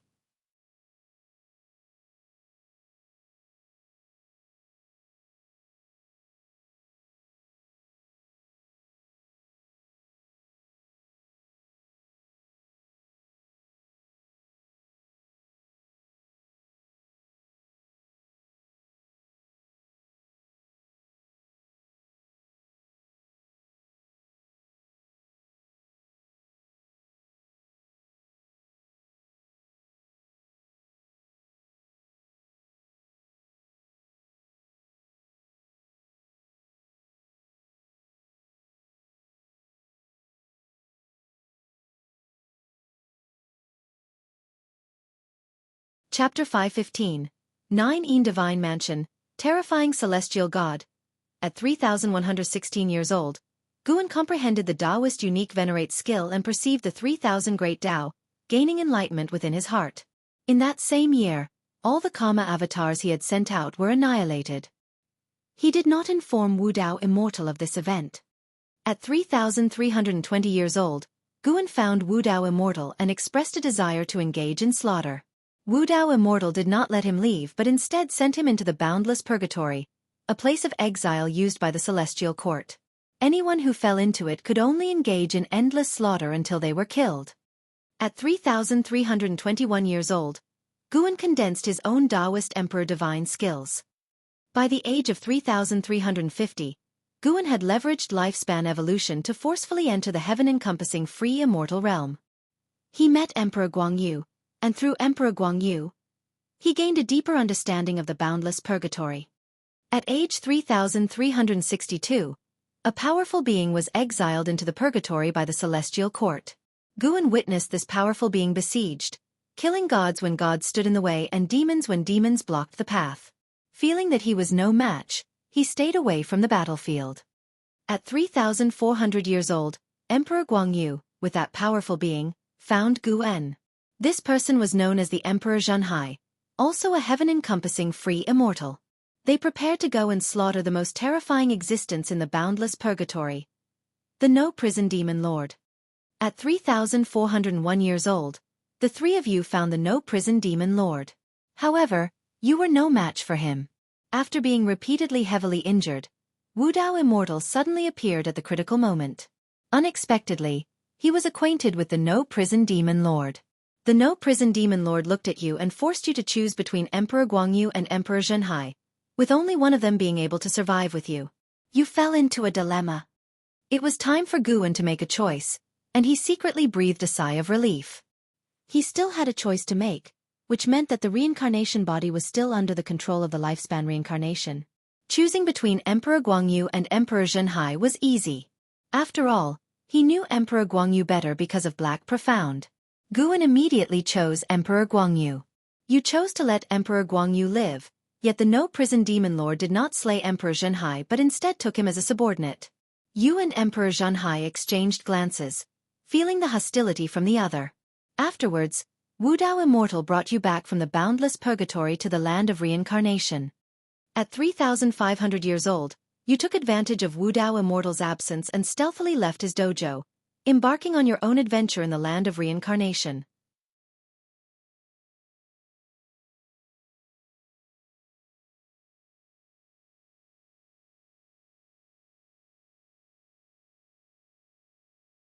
How powerful the profound clear immortal sect was, yet those who surpassed the 9 heavens of the immortal path fell one after another in their assaults on the god of destruction, as futile as mantises trying to stop a chariot, moths to a flame, utterly powerless. Afterward, Guan began to experience more peril. When the godless immortal brought him to the land of reincarnation and he started to cultivate his karma avatars, he caught a glimpse of the greed hidden deep in the godless immortal's eyes, which briefly exposed itself. When all 3,000 of his karma avatars were annihilated, even without the memories of that moment, he could still feel something. There was no so-called transcendence. To annihilate one's own reincarnation bodies in other spacetimes and great worlds only eliminated karma, and for each one destroyed, one would suffer from karma retribution, a pain that Guan could feel. Life is vast. Looking back, it seems like smoke and clouds. When Guan reached the endpoint of this life, he once again felt the might of the celestial spirit god, whose power was extremely terrifying, much more than what it seemed on the surface. Before his death, as his divine soul was not yet completely dissipated, Guan saw the celestial spirit god swing his axe at the godless immortal, successfully decapitating him. The godless immortal wore an expression of shock, as if he had not anticipated the celestial spirit god to be so powerful.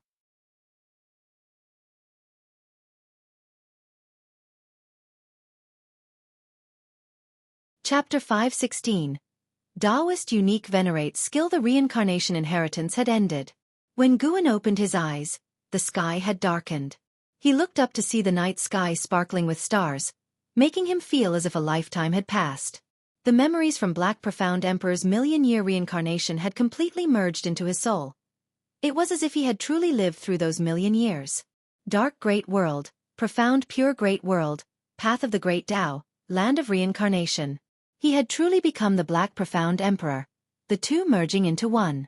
The so-called reincarnation body is actually just the same soul, merely manifesting under different Tao rules. A reincarnation body can kill another reincarnation body, but it cannot kill the primordial soul. If the primordial soul perishes, all reincarnation bodies will cease to exist. It seemed that Black Profound Emperor realized this, which is why he stopped releasing karma avatars. As to whether Black Profound Emperor could differentiate if he was the primordial soul, Guan couldn't judge. But in fact, for a reincarnation body, it doesn't matter whether it is the primordial soul or not, as it does not affect the reincarnation body's ability to live. The primordial soul could even become a reliance for the reincarnation body.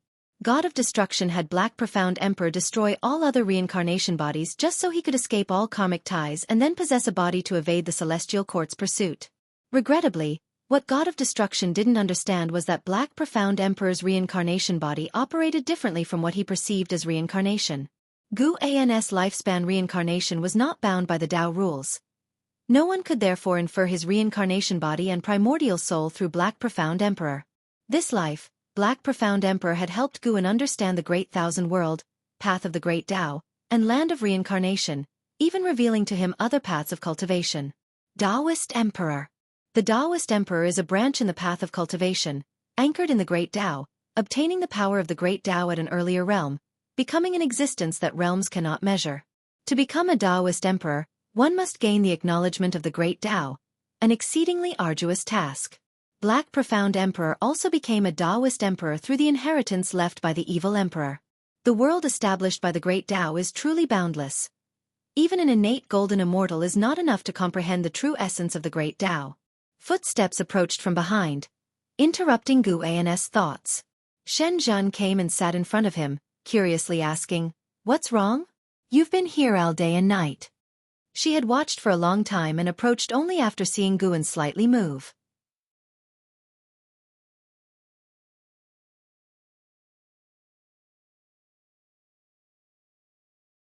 Guan looked at Shen Zhen with a smile.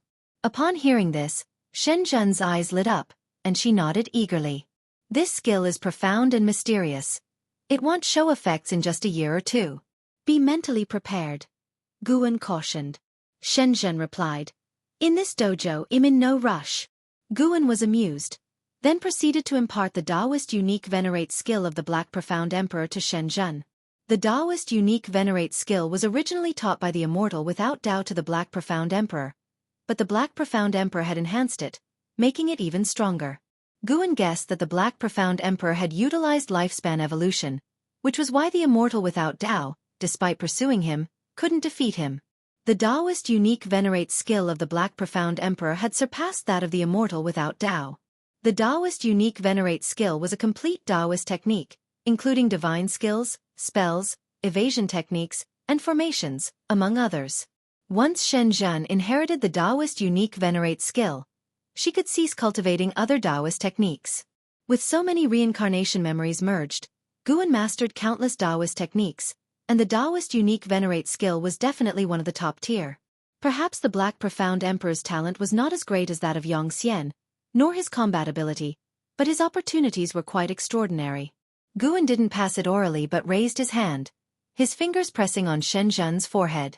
Shen Zhen's eyes widened as she stared intently at Guan, a strange light flickering in her eyes. Soon, she entered a state of enlightenment. The moon set, and the sun rose. Morning sunlight spilled over Shen Zhen, who suddenly opened her eyes, staying frozen in place. Then, instinctively looking around, when she saw Guan stretching near a cliff not far away, she finally sighed in relief. The Taoist unique venerate skill was vast and boundless, and just the inheritance of cultivating memories made Shen Zhen feel as if she had traversed a vast sea, thus waking up with a feeling of panic as if facing a transformed world. She stood up and walked to Guan's side about to speak, but then heard Guan say, "This skill I impart to you alone, you must not pass it on." Hearing this, a smile bloomed on Shen Zhen's face, lifting her spirit completely.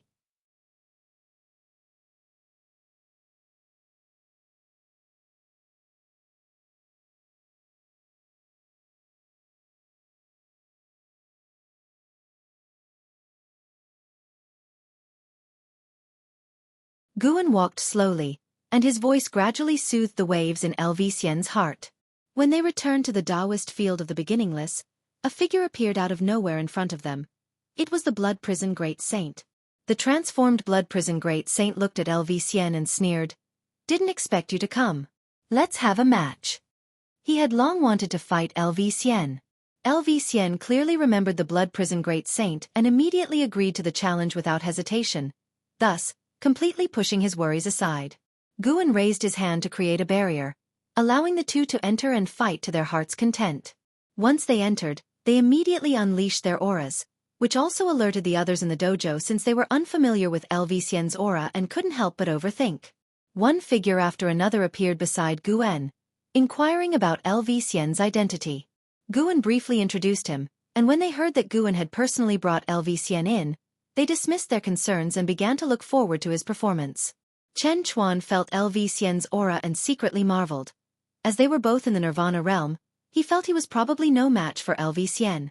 Celestial Demon Child, Celestial Cyan, Tian Bai, and Ghost Mother of Ephemera also felt a sense of awe.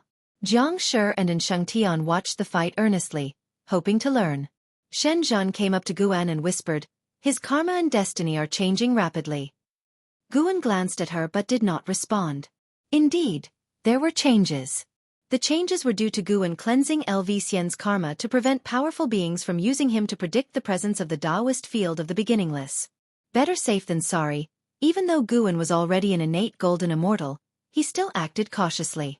Guan looked at Xian, his eyes revealing a hint of expectation.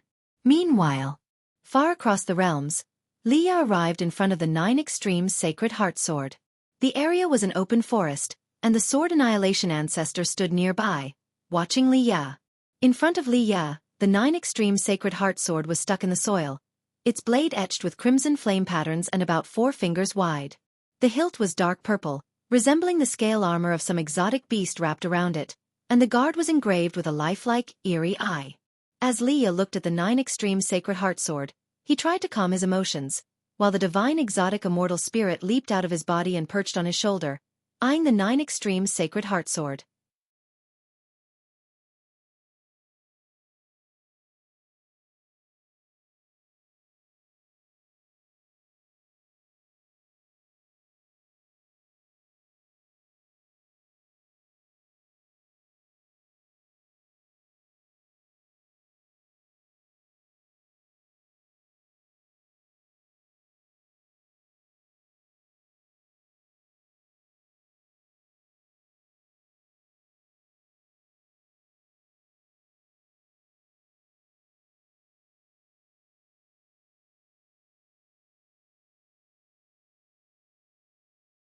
The face of the silent destruction god emperor was shrouded in darkness, as if he were the most mysterious being in the world, and he responded, "The silent extinction domain was my creation, and silent extinction is my name."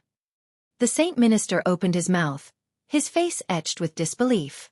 In a valley, the immortal seeker sat beside a lake, gazing at the bright day sky, murmuring, "It seems that I still can't let go."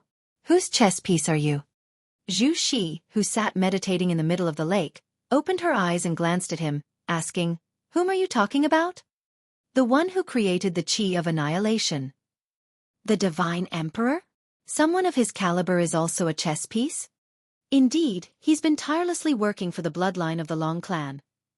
He's either being driven by someone behind the scenes or pressured by an even greater force. The waters of this world are becoming muddier, and when the heaven and earth Tao fruit appears, your pressure will only increase." With that said, the immortal seeker's face took on a teasing expression. Zhu Shi hummed, "The Taoist unique venerate skill you passed on to me is so powerful, and with my talent, I'm not afraid."